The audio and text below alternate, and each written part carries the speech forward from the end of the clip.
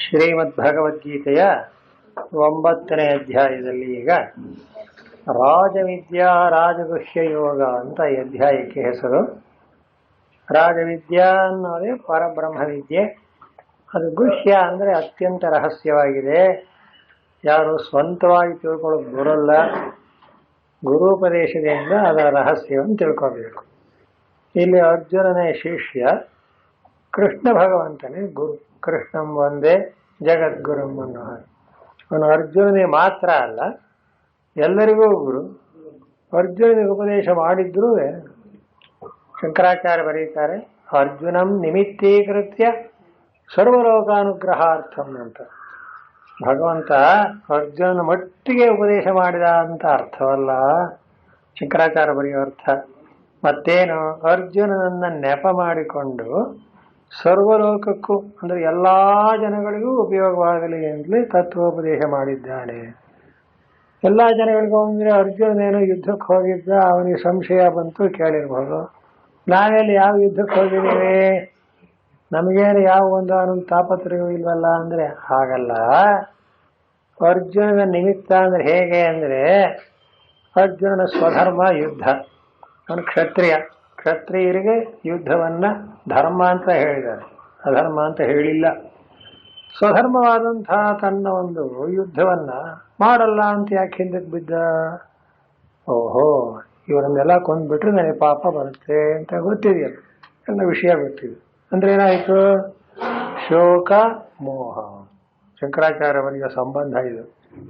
ಶೋಕ ಮೋಹಗಳಿಂದ ತನ್ನ ಸ್ವಧರ್ಮದಿಂದ ಹಿಂದಕ್ಕೆ ಬಂದ. ಮತ್ತವನನ್ನು ಸ್ವಧರ್ಮದಲ್ಲೇ ನೆಲೆಗೊಳಿಸೋಕ್ಕೋಸ್ಕರ ಭಗವಂತ ಏನ್ ಮಾಡಬೇಕು? ಯಾಕೆ ಹಿಂದಕ್ಕೆ ಬಂದಿದ್ದಾನೆ? ಶೋಕಮೋಹಗಳಿಂದ ಬಂದಿದ್ದಾನೆ. ಹಾಗಾದ್ರೆ ಏನ್ ಕಳೆಯಬೇಕು? ಶೋಕಮೋಹಗಳನ್ನು ಕಳೆಯಬೇಕು. ಶೋಕಮೋಹ ಕಳೆಯೋದಕ್ಕೆ ಉಪಾಯ ಯಾವುದು? ಆತ್ಮಜ್ಞಾನ. ಈಗ ಸಂಬಂಧ ಮಾಡಿದ್ದಾರೆ. ಇದೇ ಆತ್ಮಜ್ಞಾನದ ವಿಚಾರ ಬರ್ತಾ ಇದೆ ಈ 9ನೇ ಅಧ್ಯಾಯದಲ್ಲೂ. ಅದನ್ನು ಬಹಳ ಸ್ಪಷ್ಟವಾಗಿ ಆತ್ಮತತ್ವವನ್ನು ಕುರಿತು ವಿಚಾರ ಮಾಡ್ತಾ ಹೋಗಿದ್ದಾರೆ. ಈಗಂತಾನೆ ಭಗವಂತ, ಅವಜಾನಂತಿ ಮಾಂ ಮೂಢಾಃ ಮಾನುಷೀಂ ತನುಮಾಶ್ರಿತಂ ಪರಂ ಭಾವಮಜಾನಂತಃ ಮಮ ಭೂತಮಹೇಶ್ವರಂ. ಇದರ ಹಿಂದಿನ ಶ್ಲೋಕ ಓದಿದ್ದೇವೆ. ಪರಮಾತ್ಮ ತಾನು ಯಾರು ಅನ್ನೋದನ್ನು ಚೆನ್ನಾಗಿ ಸ್ಪಷ್ಟಪಡಿಸಿದ್ದಾನೆ. ಮಯಾಧ್ಯಕ್ಷೇಣ ಪ್ರಕೃತಿ ಅಂತ. ನನ್ನ ಯಜಮಾನಿಕೆಯಲ್ಲಿ ಈ ಜಗತ್ಕಾರಣವಾದ ಪ್ರಕೃತಿ ಇಡೀ ಜಗತ್ತನ್ನು ಉಂಟು ಮಾಡುತ್ತೆ ಅಂತ ತಾನು ಜಗತ್ಕಾರಣ ಅನ್ನೋದನ್ನು ಸ್ಪಷ್ಟವಾಗಿ ಹೇಳಿದ್ದಾನೆ. ಹೀಗಿದ್ದರೂ ಏವಂ ಮಾಂ ನಿತ್ಯಶುದ್ಧ ಬುದ್ಧ ಮುಕ್ತ ಸ್ವಭಾವಂ ಸರ್ವಜ್ಞಂ ಸರ್ವಜಂತೂನಾಂ ಆತ್ಮಾನಮಪಿ ಸಂತಂ. ಈಗ ಮುಂದಿನ ಶ್ಲೋಕಕ್ಕೆ ಸಂಬಂಧ ಬರೀತಾರೆ. ಏನು ಸಂಬಂಧ? ಈಗಾಗಲೇ ಭಗವಂತ ತಾನು ಯಾರು ಅನ್ನೋದನ್ನು ತಿಳಿಸಿದ್ದಾನೆ. ಜಗತ್ತಿಗೆಲ್ಲ ಕಾರಣ ಹೌದು, ಆದರೆ ಆ ಜಗತ್ತಿನ ಯಾವ ಸಂಪರ್ಕವೂ ನನಗಿಲ್ಲ. ನಾನು ನಿತ್ಯ ಶುದ್ಧ, ನಿತ್ಯ ಬುದ್ಧ, ನಿತ್ಯ ಮುಕ್ತ ಸ್ವಭಾವ ಅನ್ನೋದನ್ನ ಆ ತತ್ವವನ್ನು ಪ್ರತಿಪಾದನೆ ಮಾಡಿ ಹೇಳಿದ್ದಾನೆ. ಹೀಗಿದ್ದರೂ ಹೇ ಅರ್ಜುನ, ನನ್ನ ಇಂಥ ಸ್ವರೂಪವನ್ನ, ಸರ್ವಜ್ಞನಾದ ನನ್ನನ್ನ, ಸರ್ವಜಂತುಗಳಿಗೂ ಆತ್ಮನಾಗಿರತಕ್ಕ ನನ್ನನ್ನ ಅರಿಯಲಾರದೆ, ತಿಳಿದುಕೊಳ್ಳಲಾರದೆ ಮೋಸ ಹೋಗಿದ್ದಾರೆ. ಆದರೆ ಅವಜಾನಂತಿ ಮಾಂ ಮೂಢಾ, ಏನ್ ಹೇಳೋಣಪ್ಪ ಅಂತ ಸಾಕ್ಷಾತ್ತಾಗಿ ದೇವರೇ ಎದುರಿಗೆ ಬಂದು ನಿಂತ್ಕೊಂಡ್ರು ಇನ್ನೊಬ್ರು ಹರಿಕಲ್ಚರ್ ಹೇಳೋದು. ದೇವರೇ ಎದುರು ಬಂದು ನಿಂತ್ಕೊಂಡ್ರೆ ಅವ್ನು ಕೇಳ್ತಾನಂತ, ನೀ ದೇವರು ಅನ್ನೋದಕ್ಕೆ ಏನು ಸರ್ಟಿಫಿಕೇಟ್ ಕೊಡು ಅಂತ. ಇನ್ನೇನು ಮಾಡೋದು ಅವನಿಗೆ? ಅಂಥವನಿಗೆ ಏನು ಹೇಳಕ್ಕಾಗತ್ತಪ್ಪ? ಅಯ್ಯ ನಾನೇ ದೇವರು ಅಂದ್ರೆ ಯಾಕೆ ಗೊತ್ತು ಅಂತ ಕೇಳ್ತಾನಂತ. ಇಂಥ ಅಜ್ಞಾನಿಗಳು ಅಂತ. ಯಾರು? ಆ ಪರಮಾತ್ಮನನ್ನ ಕಂಡು ಕೂಡ ಕೇಳಿಯೂ ಕೂಡ ಅವನನ್ನು ತಿರಸ್ಕಾರ ಉಂಟು. ಇನ್ನೇನು ಮಹಾಭಾರತದ ಕಥೆ ಓದಿದ್ರೆ ಇದೆಲ್ಲ ಗೊತ್ತಾಗುತ್ತೆ. ಆ ಕೃಷ್ಣ ಸಭಾಪರ್ವದಲ್ಲಿ ಬರೋ ಪ್ರಕಾರ ಅವನ ಸಭೆಗೆ ಬಂದರೆ ಅವನು ಅವಮಾನ ಮಾಡಿ ಎಷ್ಟು ರೀತಿಯಲ್ಲಿ ಆ ಕೃಷ್ಣನನ್ನು ತಿರಸ್ಕಾರವಾಗಿ ಕಂಡಿದ್ದಾನೆ ದುರ್ಯೋಧನ ಅಂದರೆ, ಓ ಎಲ್ಲ ನೀನು ಪಾಂಡವ ಪಕ್ಷಪಾತಿ ಹಾಗೆ ಹೀಗೆ ಅಂತ. ಏನು ಕಾರಣ? ಅದಕ್ಕೆ ಹೇಳ್ತಾನೆ ಅವಜಾನಂತಿ ಮಾಂ ಮೂಢಾಃ ಅಂತ. ಅಜ್ಞಾನಿಗಳು ಕಣಪ್ಪ, ಏನು ಮಾಡೋಣ? ನನ್ನ ಒಂದಾನೊಂದು ಸ್ವರೂಪವನ್ನು ತಿಳಿಯದೆ ನಾನು ಯಾವ ಒಂದು ಮಾಯಾ ಮಾನುಷ ವೇಷ ಹಾಕಿದೇನೋ ಮಾನುಷೀಂ ತನುವಾಶ್ರಿತಂ ಅಂತ ಮನುಷ್ಯ ಶರೀರ ಧರಿಸಿ ಬಂದಿದ್ದೇನಲ್ಲ, ಯಾರು ನನ್ನ ಗುರುತು ಹಿಡಿತಾ ಇಲ್ಲ. ನನ್ನನ್ನು ಗೊತ್ತು ಮಾಡೋದಕ್ಕೆ ಅವರಿಗೆ ಪರಮಾತ್ಮ ಭಗವಂತ ಅನ್ನೋದನ್ನು, ಅಂದರೆ ಭಗವಂತ ದಶಾವತಾರ ಮಾಡಿದಾನೆ ಎಲ್ಲ ಕಥೆ ಗೊತ್ತು ನಮಗೆ. ಏನೇ ಆದರೂ ದಶಾವತಾರಗಳಲ್ಲೆಲ್ಲ ಏತೇ ಅಂಶಕಲಾ ವಿಷ್ಣೋ ಕೃಷ್ಣಸ್ತು ಭಗವಾನ್ ಸ್ವಯಂ ಅಂತ ಒಂದು ವಾಕ್ಯ ಭಾಗವತಲ್ಲ ಇಲ್ಲ ಇದು. ಅಂದರೆ ಬಾಕಿ ಅವತಾರಗಳಲ್ಲಿ ಒಂದು ವೇಳೆ ನಾವು ಅವನನ್ನು ಸಾಕ್ಷಾತ್ ಪರಮಾತ್ಮ ಅಂತ ತಿಳ್ಕೊಳ್ಳೋಕ್ಕಾಗದೆ ಹೋದರೂ ಕೃಷ್ಣಾವತಾರದಲ್ಲಿ ಖಂಡಿತ ತಿಳ್ಕೋಬಹುದು, ಎಲ್ಲರಿಗೂ ಗೊತ್ತಾಗುತ್ತೆ. ಯಾಕೆ? ಅವನು ಪೂರ್ಣವಾಗಿ ತನ್ನ ಒಂದಾನೊಂದು ಸ್ವರೂಪವನ್ನು ಬೇರೆ ಬೇರೆ ಸಂದರ್ಭಗಳಲ್ಲಿ ವ್ಯಕ್ತಪಡಿಸಿದ್ದ. ಒಂದು ಉದಾಹರಣೆ ಹೇಳಿದ್ರೆ ನೋಡಿ, ಅವನು ತಗೊಂಡೋಗಿ ಕೃಷ್ಣನ ಕಂಬ ಕಟ್ಟಿ ಹಾಕಿ ಅಂದ್ಬಿಟ್ಟ ಸಭಾಪರ್ವದಲ್ಲಿ. ಅಲ್ಲಿ ಕಟ್ಟಿ ಹಾಕೋಕೆ ಬಂದವರಿಗೆ ಒಬ್ಬನಿಗೆ ಇನ್ನೊಬ್ಬ ಕೃಷ್ಣನಾಗಿ ಕಾಣ್ತಾ ಇದ್ದಾನಂತ. ಯಾರನ್ನ ಅಂತ ಕಟ್ಟಿ ಹಾಕ್ತಾರೆ ಅವರು? ನೋಡಿದ್ರ ಭಗವಂತನ ವಿಶ್ವರೂಪ ಎಂಥದ್ದು ಅಂದರೆ ಒಬ್ಬೊಬ್ಬನ ಕಣ್ಣಿಗೂ ಇನ್ನೊಬ್ಬ ವ್ಯಕ್ತಿ ಕೃಷ್ಣನಾಗಿ ಕಾಣ್ತಾರೆ. ಯಾರನ್ನು ಯಾರು ಕಟ್ಟಿ ಹಾಕೋದು ಇವಾಗ? ನೋಡಿದ್ರ ಈ ತತ್ವವನ್ನ ಇಲ್ಲಿ ಹೇಳ್ತಾ ಆಚಾರ್ಯರು ಬರೀತಾರೆ. ಇಂಥ ನಿತ್ಯ ಶುದ್ಧ, ನಿತ್ಯ ಬುದ್ಧ, ನಿತ್ಯ ಮುಕ್ತ, ಆದರೆ ಮಾಯಾರೂಪದಿಂದ ಅನೇಕ ವೇಷಗಳನ್ನು ಬೇಕಾದ್ರೆ ತೋರಿಸಬಲ್ಲ ಮಹಾಮಾಯೇ. ಆ ಮಾಯೆ ಕೂಡ ಅವಂದೇ, ದೈವಿಕೇಶ ಗುಣಮಯೇ ಅಂತ ಅದನ್ನು ಬರುತ್ತೆ. ಅಂದರೆ ಇನ್ನೇನು ಬಚ್ಚಿಟ್ಟಿಲ್ಲ. ಅಧ್ಯಾತ್ಮ ವಿದ್ಯೆಯ ಒಂದು ತಿರುಳೇನಿದೆ ಎಲ್ಲವನ್ನೂ ಭಗವದ್ಗೀತೆಯಲ್ಲಿ ಕಂಡೆನ್ಸ್ ಮಾಡಿಬಿಟ್ಟಿದ್ದಾರೆ. ಇಷ್ಟನ್ನೇ ನೀವು ಬೇಕಾದ್ರೆ ಬ್ರಹ್ಮಸೂತ್ರ ಭಾಷ್ಯ ಓದಿ, ಉಪನಿಷತ್ತು ಓದಿ, ಎಲ್ಲದಕ್ಕೂ ಅನ್ವಯ. ಕಾರಣ ಏನು? ಪ್ರಪಂಚವೆಲ್ಲ ತೋರಿಕೆ ಮಾತ್ರ, ಅದನ್ನೇ ಮಾಯಾ ಅಂತಾರೆ. ಮಾಯಾ ಅಂದರೆ ವಸ್ತು ಇಲ್ಲ, ಇದ್ದಂತೆ ತೋರುತ್ತದೆ ಅಂತ ಇಷ್ಟೇ ಅರ್ಥ. ಅದನ್ನು ವಸ್ತು ಅಂತ ಕರೆಯೋ ಹಾಗಿಲ್ಲ, ಸುಮ್ಮನಿರೋ ಹಾಗಿಲ್ಲ. ನಾವು ಹೋಗ್ತಾ ಇದ್ರೆ ನೆರಳು ಬೀಳುತ್ತೆ ಅಂತ ಇಟ್ಕೊಳ್ಳಿ.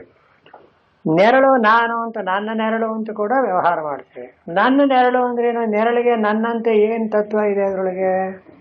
ಹಾಗಾದ್ರೆ ಅದು ಯಾಕೆ ಕಾಣುತ್ತೆ ಕೇಳಿ, ನೆರಳನ್ನೇ ಕೇಳಿ ಅಷ್ಟೇ. ಅಂದ್ರೆ ತೋರುತ್ತೆ, ವಸ್ತುತಃ ಇಲ್ಲ. ಇದನ್ನು ವೇದಾಂತಲ್ಲಿ ಏನಂತಾರೆ? ಮಾಯಾ ಅಂತಾರೆ ಅಷ್ಟೇ. ಹೀಗೆ ನನ್ನ ಒಂದಾನೊಂದು ಸ್ವರೂಪವನ್ನು ತಿಳ್ಕೊಳ್ಳದೇ ಇರತಕ್ಕ ಅಜ್ಞಾನಿಗಳು, ಮೂಢಾಹ ಅವಜ್ಞಾಂ ಪರಿಭವಂ ಕೊರುವಂತೆ ನನ್ನನ್ನು ತಿರಸ್ಕಾರ ಮಾಡುತ್ತಾರೆ. ಯಾಕೆಂದು ಇವನು ನಮ್ಮ ಹಾಗೆ ಒಬ್ಬ ಮನುಷ್ಯ, ಮಾನುಷೀಂ ಅವಿವೇಕಿನಃ ಮನುಷ್ಯ ಸಂಬಂಧಿನೀಂ ತನಂ ದೇಹಂ ಆಶ್ರಿತಂ. ಅಷ್ಟೇ ತಾನೇ? ಕೃಷ್ಣನು ಕೂಡ ನಮ್ಮಂತೆಯೇ ಮನುಷ್ಯನೇ ಅಲ್ಲವೇ ಅಂತ. ಯಾಕೆ ಅಂದರೆ ಮನುಷ್ಯರನ್ನೇ ವ್ಯವಹಾರ ಮಾಡುವಾಗ ಮನುಷ್ಯ ವೇಷದಿಂದ ಇದ್ದಾನೆ. ಹಾಗೊಂದು ನ್ಯಾಯ ಉಂಟು. ದೇವತ್ವೇ ದೇವವಚ್ಚೇಷ್ಟ ಮನುಷ್ಯತ್ವೇತು ಮಾನುಷಿ ಅಂತ ಒಂದು ವಾಕ್ಯ. ಅಂದರೆ ದೇವತೆಗಳ ಜೊತೆ ವ್ಯವಹಾರ ಮಾಡುವಾಗ ದೇವತೆಗಳಂತೆ ಇರ್ತಾನಂತೆ ಪರಮಾತ್ಮ. ಆವಾಗ ಗೊತ್ತಾಗುತ್ತೆ. ಈ ಒಂದಾನೊಂದು ಮನುಷ್ಯರ ಜೊತೆ ವ್ಯವಹಾರ ಮಾಡುವ ಮನುಷ್ಯನಾಗಿರ್ತಾನೆ. ಇದು ರಾಮಾಯಣದಿಂದ ಚೆನ್ನಾಗಿ ಗೊತ್ತಾಗುತ್ತೆ. ರಾಮ ಹೇಗಿದ್ದ ಅಂದರೆ ಪಕ್ಕಾ ಮನುಷ್ಯ, ನಮ್ಮ ಹಾಗೆ ಎರಡು ಕೈ ಎರಡು ಕಾಲು. ಕೃಷ್ಣನ ವಿಷಯಕ್ಕೇನು ಮೋಸ ಹೋಗಬೇಕಾದ್ದಿಲ್ಲ. ಯಾಕೆಂದ್ರೆ ಅವನಿಗೆ 4 ಕೈಗಳು, ಚತುರ್ಭುಜನಾಗಿಯೇ ಅವತಾರ ಮಾಡಿದ್ದಾನೆ. ಆದ್ದರಿಂದ ಇವನು ಬರೀ ಮನುಷ್ಯನಲ್ಲ ಅಂತ ಎಂಥ ಮನುಷ್ಯ, ಎಂಥ ದಡ್ಡನಾದರೂ ತಿಳ್ಕೋಬಹುದು. ಆದರೆ ಯಾಕೆ ತಿಳ್ಕೊಳ್ಳಿಲ್ಲ ಅಂದರೆ ಅವನ ಮೇಲೆ ದ್ವೇಷ. ಈ ದುರ್ಯೋಧನಾದಿಗಳಿಗೆ ಇವನ್ನೆಲ್ಲ ಪಾಂಡವ ಪಕ್ಷಪಾತಿ, ಅವರ ಪಾರ್ಟಿ ಅಂತ ಹೇಗೆ ಪಾಲಿಟಿಕ್ಸ್ನಲ್ಲಿ ಮಾಡ್ತಾರೋ ಹಾಗೆ ಇವು ದೊಡ್ಡ ಪಾಲಿಟಿಕ್ಸ್ ತಾನೇ ಮಹಾಭಾರತ ಅಂದರೆ. ಅಷ್ಟೇ ತಾನೇ, ಇನ್ನೇನು. ಅಂದಮೇಲೆ ಹೀಗೆ ಯಾರು ಮೂಢರಾಗಿ ನಾನು ಎದುರಿಗೆ ಬಂದರೆ ನನ್ನ ಸ್ವರೂಪವನ್ನು ತಿಳ್ಕೊಳ್ಳದೆ, ಎಂಥ ಸ್ವರೂಪ ಎಲ್ಲ ಹಿಂದೆ ಕೇಳಿದ್ದೀರ. ಇಡೀ ಜಗತ್ತಿಗೆ, ಪ್ರಕೃತಿಗೆ ನಾನು ಮೂಲ ರೂಪನಾಗಿರೋನು. ನನ್ನ ಒಂದಾನೊಂದು ಸಾನ್ನಿಧ್ಯದಲ್ಲಿ ಪ್ರಕೃತಿ ಜಗತ್ತನ್ನೇ ಉಂಟು ಮಾಡಿ ಎಲ್ಲ ರೀತಿಯಾದ ವ್ಯಾಪಾರಗಳನ್ನು ಮಾಡುತ್ತೆ ಅಂತಿಷ್ಟೆಲ್ಲ ಹೇಳಿ. ಏನೇ ಇರಲಿ, ಪ್ರಕೃತಿ ಏನನ್ನೇ ಕಡೀಲಿ, ಆ ಪ್ರಕೃತಿಯ ಹಿನ್ನೆಲೆಯಾಗಿ ಪರಮಾತ್ಮ ಇಲ್ಲ ಅಂದ್ರೆ ಅದೇನು ಮಾಡಲಾರ. ಆದ್ರೆ ಆ ಪ್ರಕೃತಿಯು ಕೂಡ ಭಗವಂತನಿಗಿಂತ ಬೇರೆಯಲ್ಲ, ಅವನದ್ದೇ ಒಂದಾನೊಂದು ನೆರಳಿದ್ದ ಹಾಗೆ. ಇಷ್ಟೆಲ್ಲ ಹೇಳಿದ್ದೇವೆ. ಈಗಿದ್ರೂ ಕೂಡ ಪರಂಭಾವಮಜಾನಂತಹ ಇಷ್ಟು ಹೇಳಿದ ಮೇಲೆ ಕೃಷ್ಣ ಅಂದರೆ ಮನುಷ್ಯನಲ್ಲೇ ಅಂತ ಆ ಮನುಷ್ಯ ದೇಹದಲ್ಲಿ ತೋರಿಕೊಂಡ ಒಂದು ಉಪಾಧಿಯ ನಿಮಿತ್ತದಿಂದ ನನ್ನನ್ನು ಮತ್ತೆ ಯಥಾ ಪ್ರಕಾರ ಮನುಷ್ಯ ಮನುಷ್ಯ ಅಂತಲೇ ತಿಳ್ಕೋತಾರೆ. ಮನುಷ್ಯ ದೇವೇನ ವ್ಯವಹರಂತಂ ಇತ್ಯೇತದು. ಮಾನುಷೀಂ ತನುಮಾಶ್ರಿತಂ ಅಂತ ಮೂಲದಲ್ಲಿದೆ. ಶಂಕರಾಚಾರ್ಯ ಏನರ್ಥ ಮಾಡ್ತಾರೆ, ಅವನು ಮನುಷ್ಯನ ಹುಟ್ಟಿಲ್ಲ, ವ್ಯವಹಾರ ಮಾಡುವಾಗ ಮನುಷ್ಯನ ದೇಹದಿಂದ ವ್ಯವಹಾರ ಮಾಡ್ತಾ ಇದ್ದ. ಹುಟ್ಟಿಲ್ಲ ಅಂದ್ರೆ ಏನರ್ಥ ಅಂತ, ಪರಮಾತ್ಮನ ಹುಟ್ಟಿಲ್ವಂತು ನಜಾಯತೆ ನಜಾಯತೆ. ಆದ್ರಿಂದ ಅದಕ್ಕೆ ಭಗವಂತನ ವಿಷಯದಲ್ಲಿ ಹೇಳುವಾಗ ಭಗವಂತ ಹುಟ್ಟಿದ ಅನ್ನಲ್ಲ, ಅವತಾರ ಮಾಡಿದ ಅಂತಾರೆ. ಅವತಾರ ಅವತಾರ ಅಂದ್ರೇನು? ಅವತರಣ, ಇಳಿಯುವಿಕೆ ಅಂತ. ತನ್ನ ದೇವತಾಭಾವದಲ್ಲಿ ಪರಮಾರ್ಥ ಸ್ವರೂಪದಲ್ಲಿ ಇದ್ದಂತ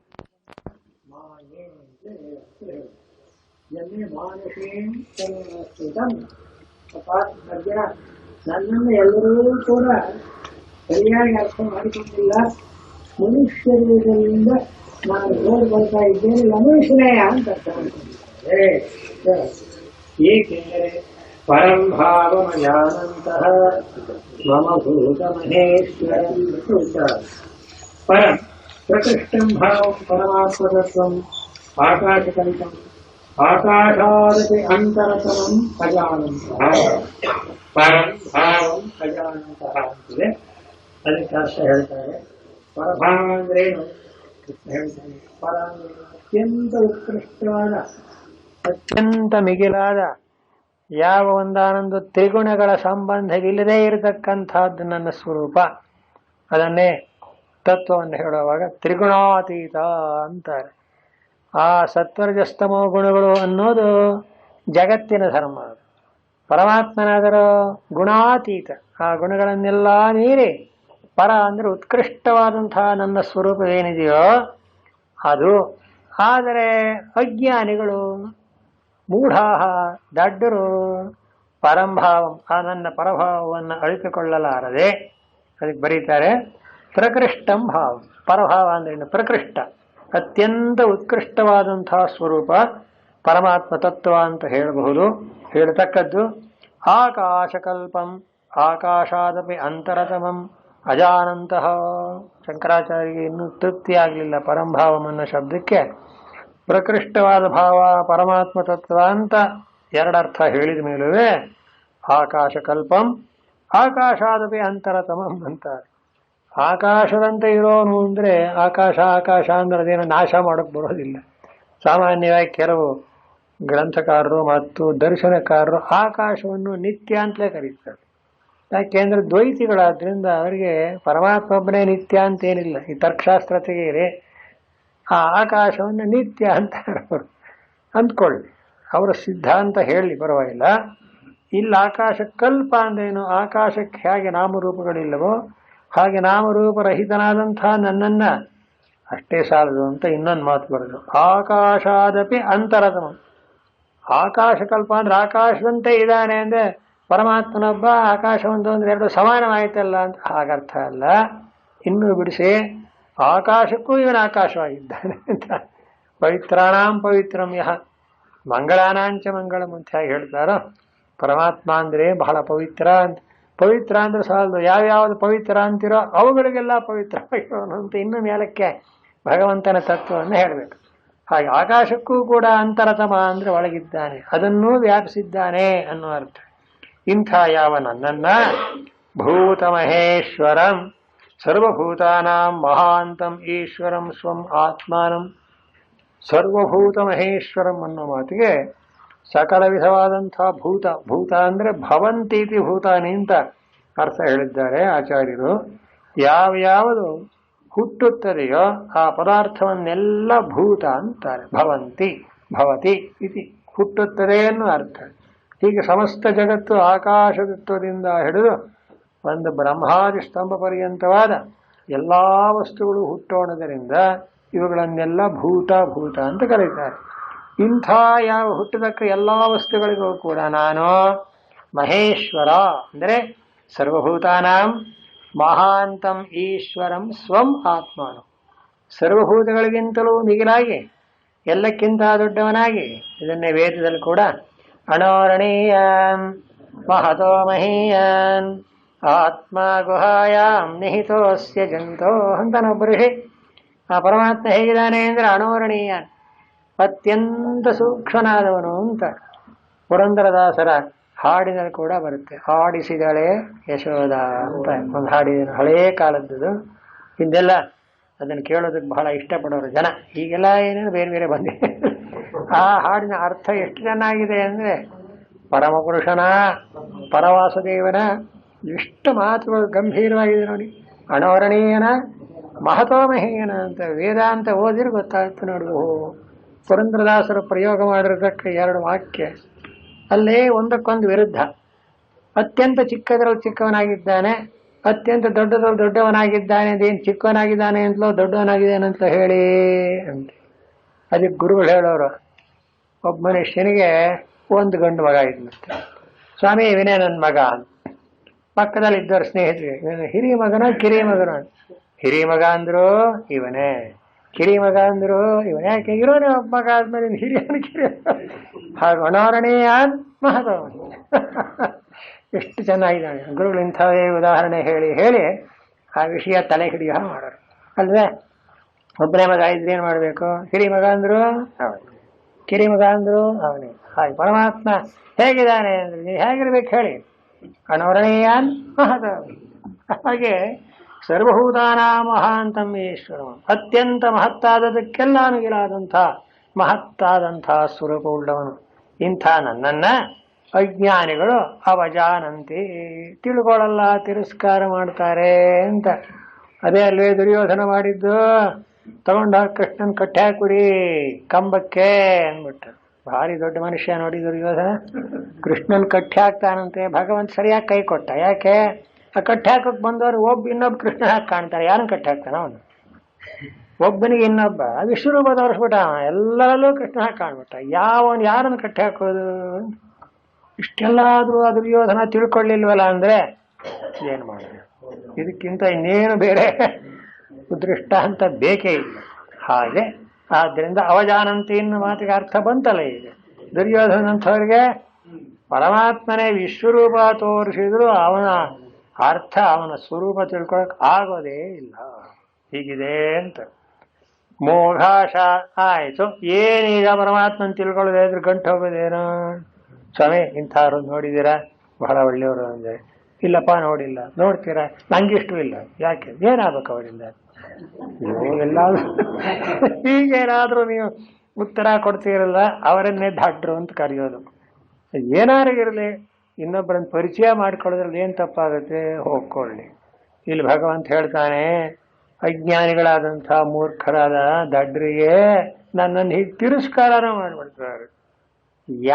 ಈ ಒಂದು ತಿರಸ್ಕಾರದಿಂದ ನನಗೇನು ನಷ್ಟವಿಲ್ಲ ಮಹಾರಾಯ ಅರ್ಜುನ, ಆದ್ರೆ ಅವರೇ ಹಾಳಾಗ್ತಾರೆ. ಮೋಘಾಶ ಮೋಘ ಕರ್ಮಾಣ ಮೋಘ ಜ್ಞಾನ ವಿಚೇತಸ ರಾಕ್ಷಸೀಂ ಆಸುರೀಂಚೈವ ಪ್ರಕೃತಿ ಮೋಹಿನೀಂ ಶ್ರಿತಾ. ಅಯ್ಯಪ್ಪ, ಕೇಳಿದ್ರೆ ಭಯ ಮಾಡುತ್ತೆ ನೋಡಿ. ತತಶ್ಚ ತಸ್ಯ ಮಮ ಅವಜ್ಞಾ ಭಾವನೇನ ಆಹತಾಸ್ತೆ ವರಾಕ.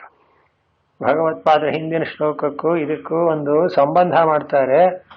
ಅವರು ಮೋಹ ವ್ಯರ್ಥ ಅವಜಾನಂತಿನ ತಿರಸ್ಕಾರ ಮಾಡ್ತಾರೆ ಅಂತ ಆಯ್ತಲ್ಲ ಅಂದ್ರೆ, ತತಶ್ಚ ತಿರಸ್ಕಾರ ಮಾಡೋದು ಅಷ್ಟೇ ಅಲ್ಲ ನೋಡಿ. ಭಗವಂತನಿಗೆ ಎಷ್ಟು ಕೃಪೆ ಅಂದ್ರೆ, ಯಾರು ಹಾಳಾಗಿ ಹೋಗ್ತಾ ಇದ್ರೆ ತುಂಬಾ ದುಃಖ ಪಡ್ತಾನಂತೆ. ಅಯ್ಯೋ ನನ್ನನ್ನು ತಿಳ್ಕೊಳ್ಳೋದೇ ಹೋಗ್ಬಿಟ್ರಲ್ಲ ಅಂತ.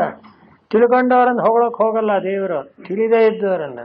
ಅದಕ್ಕೆ ನಮ್ಮ ಗುರುಗಳು ಹೇಳೋರು, ಒಬ್ಬ ಯಜಮಾನನಿಗೆ ಒಬ್ಬ ಮೂರ್ಖನಾದ ಮಗ ಇದ್ರೆ, ಏನು ಸ್ವಾಮಿ ಎಲ್ಲ ಕ್ಷೇಮ? ಎಲ್ಲ ಕ್ಷೇಮ, ಆ ಹುಡುಗಂದು ಮಾತ್ರ ತುಂಬಾ ತಲೆಯಾಗಿದೆ. ಏನು ಎಷ್ಟು ಹೇಳಿದ್ರು ಹೇಳಿದಾಗ ಕೇಳೋಲ್ವಲ್ಲಪ್ಪ.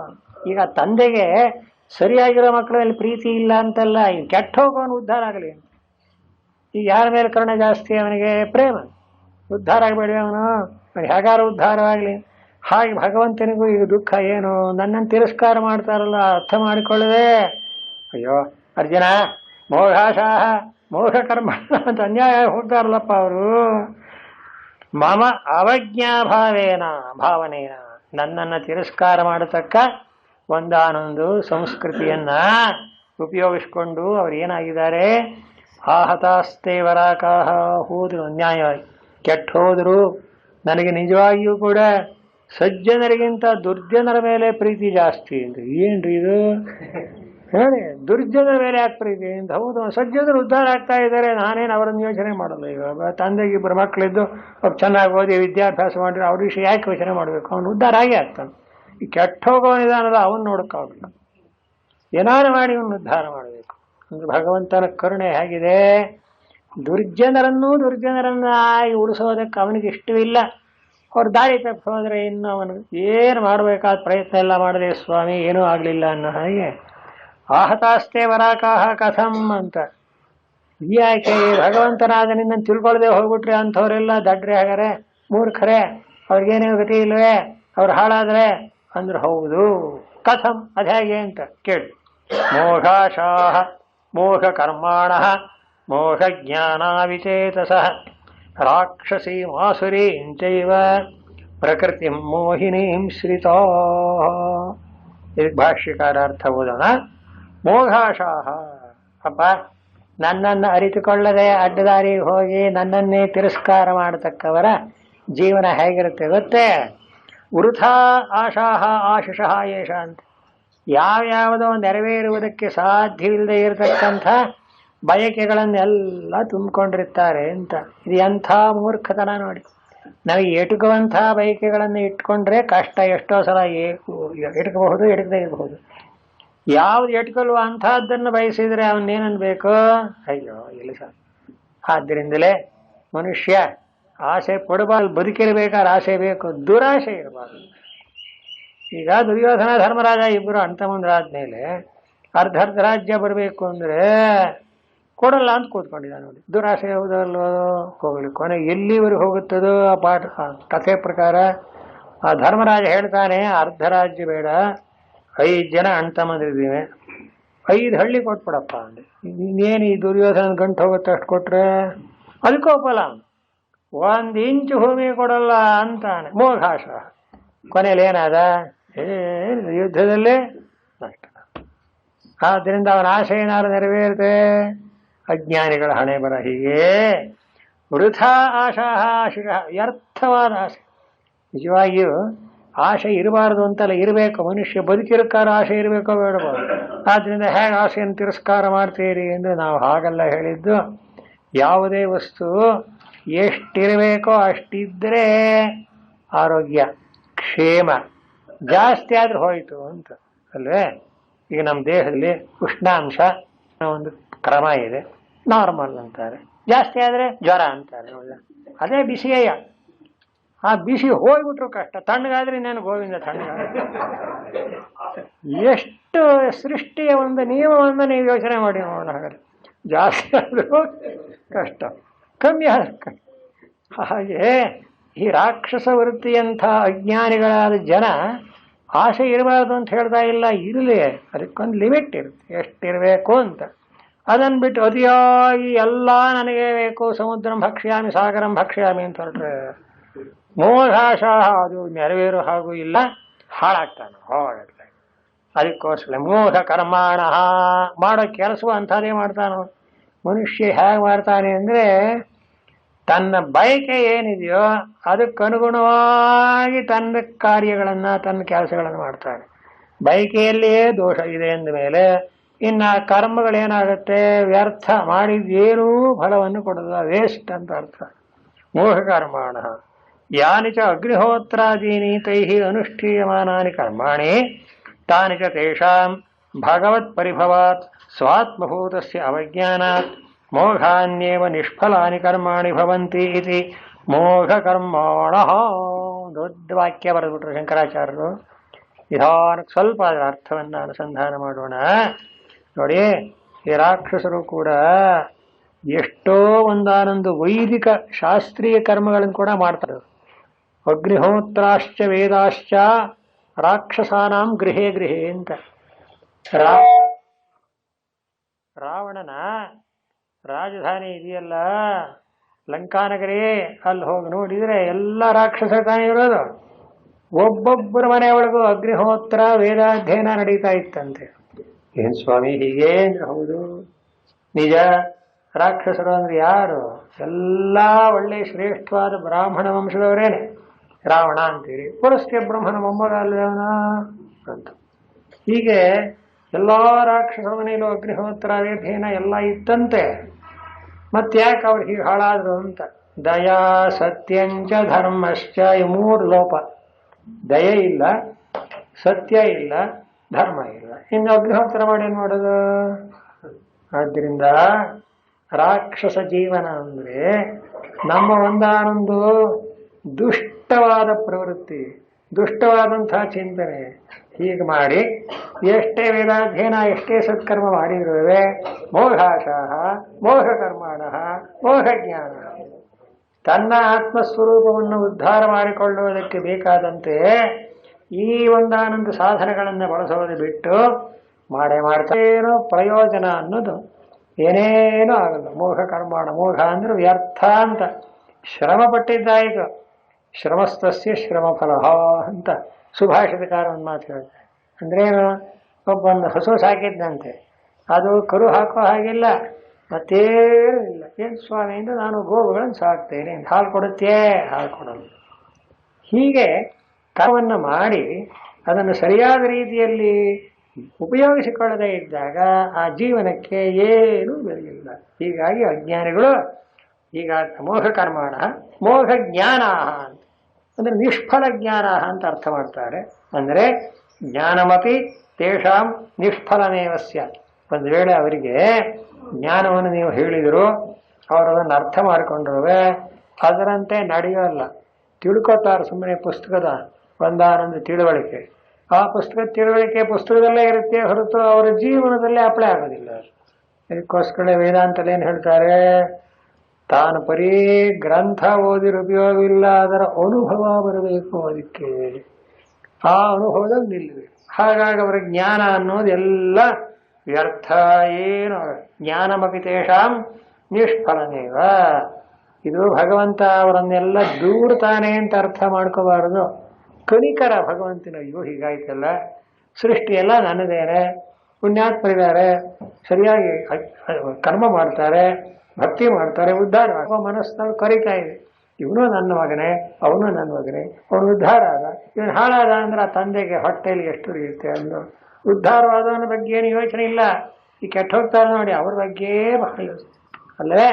ಹಾಗೆ ಭಗವಂತನೂ ಅಯ್ಯೋ ಹೀಗೆ ಅರ್ಥವಾಗ್ತಾರಲ್ಲಪ್ಪ, ನಾನೇನು ಮಾಡಲಿ, ಎಲ್ಲ ಇದೆ ಅವರಿಗೂ. ಅದು ಭಗವಂತನ ಸೃಷ್ಟಿ ಚಮತ್ಕಾರ ನೋಡಿ.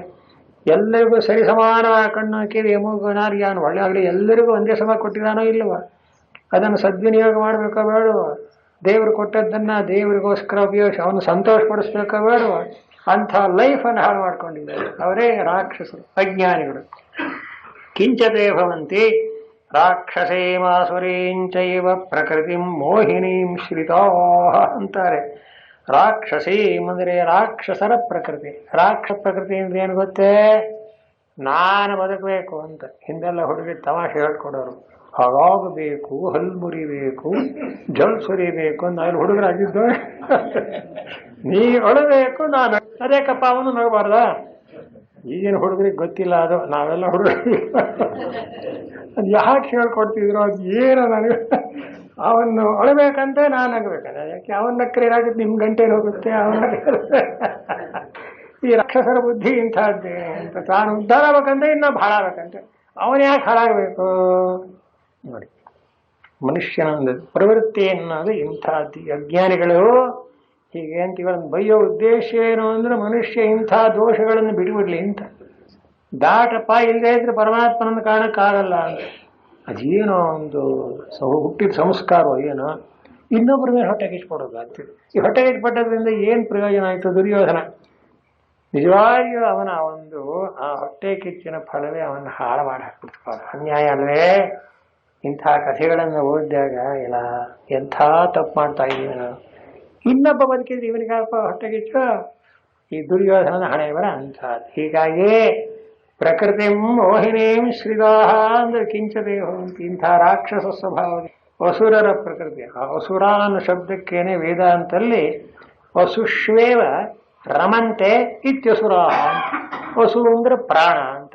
ತನ್ನ ಪ್ರಾಣ ತಾನು ಬದುಕಬೇಕು, ತಾನು ಉದ್ಧಾರ ಆಗಬೇಕು, ತಾನು ದೊಡ್ಡವನಾಗಬೇಕು, ಇಷ್ಟರಲ್ಲೇ ಲೈಫ್ ಜೀವನವನ್ನೆಲ್ಲ ಕಳೀತಾರೆ. ಇನ್ನೊಬ್ಬನ ವಿಷಯವೇ ಇಲ್ಲ. ಎಲ್ಲರೂ ಉಂಟೆ, ಅದಕ್ಕೆ ಒಂದು ಗಾದೆ ಉಂಟು, ತಾನುಂಟು ಮೂರು ಲೋಕ. ಏನಪ್ಪ ಇದೆಯಂಥ ಸಂಸ್ಕೃತಿ ಇದು, ತಾನು ಬದುಕಿಬಿಟ್ರೆ ಇದೇ ಆಸುರಿ ಸಂಪತ್ತು ಅಂದ್ರೆ ಅರ್ಥ ಅಂತ. ರಾಕ್ಷಸಿ ಆಸುರೀಂಚೈವ ಅಂತ. ನಾನು ಚಿಕ್ಕ ಹುಡುಗರಾಗಿದ್ದಾಗ ಈ ದೈವಾಸುರ ಸಂಪದ್ ವಿಭಾಗ ಯೋಗ ಅಂತ ಈ ಒಂದು ಅಧ್ಯಾಯ.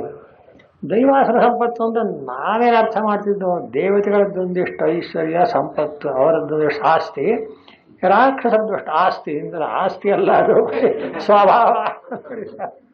ಅರ್ಥ ಶಬ್ದಕ್ಕೆ ಎಷ್ಟು ಬೇಗ ತಪ್ಪರ್ಥ ಆಗಿದೆ. ಆದ್ರೆ ಇದೇನಾಗಿದೆ, ಈ ನಿಜವಾಗಿಯೂ ಈ ಸಂಪತ್ತು ಖಂಡಿತ ಬೇಡಪ್ಪ ನನಗೆ. ಯಾವುದು ರಾಕ್ಷಸ ಸಂಪತ್ತು ಏನಿದೆಯೋ ಸದ್ಯ ಅವ್ರಿಗೆ ಇದ್ದುಕೊಳ್ಳಿ, ಅವ್ರಿಗೂ ಇರೋದು ಬೇಡ, ಬೇಕಾ ಖಂಡಿತ ಬೇಡ, ಯಾರಿಗೂ ಬೇಡ. ಸರ್ವೇ ಜನ ಹಾಕ್ತಾ ಹೇಳ್ತೀವಿ, ಎಲ್ಲರೂ ಚೆನ್ನಾಗಿದ್ದಾರೆ, ಯಾರು ಕೆಡಬೇಕು ಅಂತ ಯಾವ ಶಾಸ್ತ್ರದಲ್ಲೂ ಹೇಳಿಲ್ಲ. ಭಗವಂತ ಹೇಳ್ತಾನೆ, ನನ್ನನ್ನು ಆಶ್ರಯಿಸಿದ್ರೆ ಯಾರು ಕೆಟ್ಟ ಹೋಗಲ್ಲಪ್ಪ, ಎಂಥ ದುಷ್ಟನೂ ಕೂಡ ಶ್ರೇಷ್ಠನಾಗ್ತಾನೆ, ಪರಾಂಗತಿ ಹೊಂದುತ್ತಾನೆ ಅಂತ ಇಷ್ಟೆಲ್ಲ ಅಭಯ ಕೊಡ್ತಾನೆ. ಅದೇನ್ ಮಾಡೋಣಪ್ಪ ಅವ್ರ ಸ್ವಭಾವ ಅರ್ಜುನ. ಹೀಗಾಗಿ ರಾಕ್ಷಸೀಮಾಸುರೀಂಚೈವ ಪ್ರಕೃತಿ ಮೋಹಿನೀಂ ಶ್ರಿತ. ಪ್ರಕೃತಿ ಮೋಹಿನೀಂ ಶ್ರಿತ. ಪ್ರಕೃತಿ ಅಂದ್ರೆ ಸ್ವಭಾವ.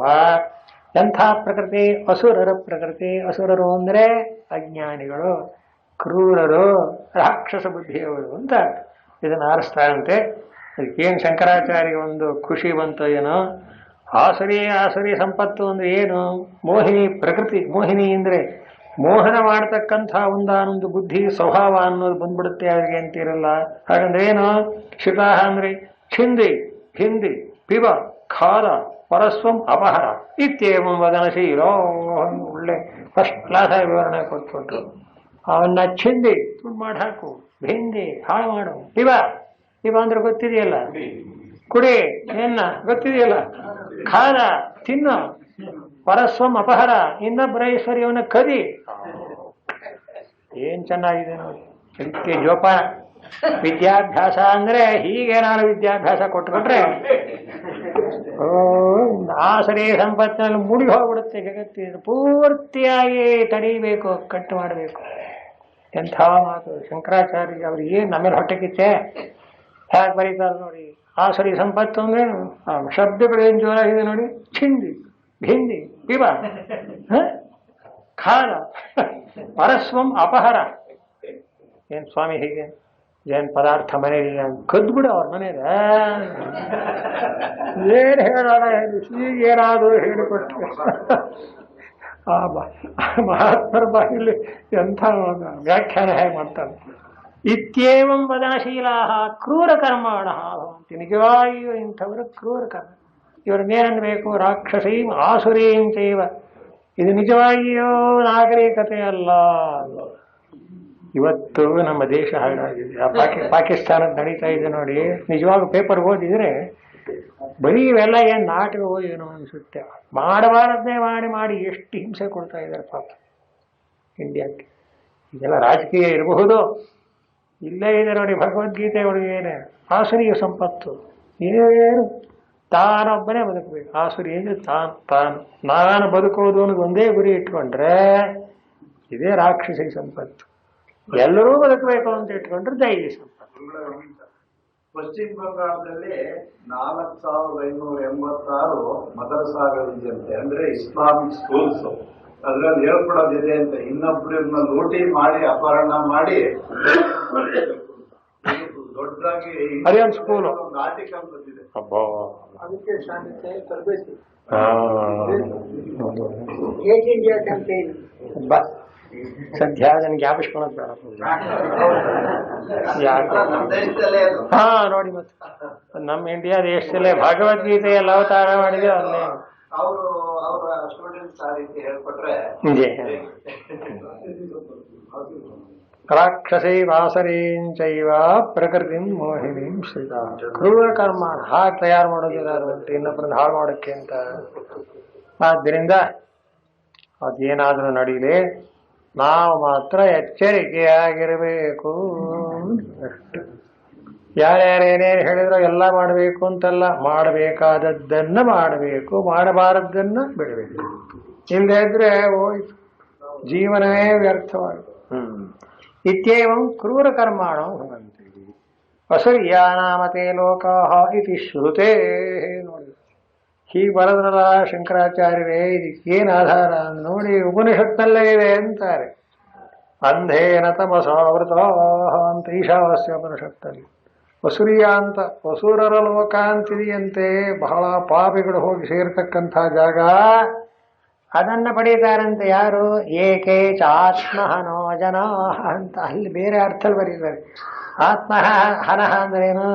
ಮನುಷ್ಯನಾಗಿ ಹುಟ್ಟಿಯೋ ತನ್ನ ಆತ್ಮನೇ ಪರಬ್ರಹ್ಮ ಅಂತ ಯಾವ ಅಂತ ತಿಳ್ಕೊಳ್ಳಲ್ವೋ ಅವನು ಅಂತ ಅಜ್ಞಾನಿ ಅಂತ ಮತ್ತೆ ನಾವು ಸೇರ್ತೀವಿ ಆ ಪಟ್ಟಿಗೆ. ತಿಳ್ಕೊಳ್ಳೋ ತನಕ ಇಲ್ಲ, ಅವನ ಅಸುರನೇ. ಅಸುರ ಅಂದ್ರೇನು? ವಸುಶ್ವೇವ ರಮಂತೆ. ವಸು ಅಂದ್ರೆ ಪ್ರಾಣ. ಪ್ರಾಣದಲ್ಲೇ ಪ್ರೀತಿ ಅಂದ್ರೆ ಅರ್ಥ ಏನು? ಅವನು ತನ್ನ ಆತ್ಮನ ಜ್ಞಾನ ಇಲ್ಲ.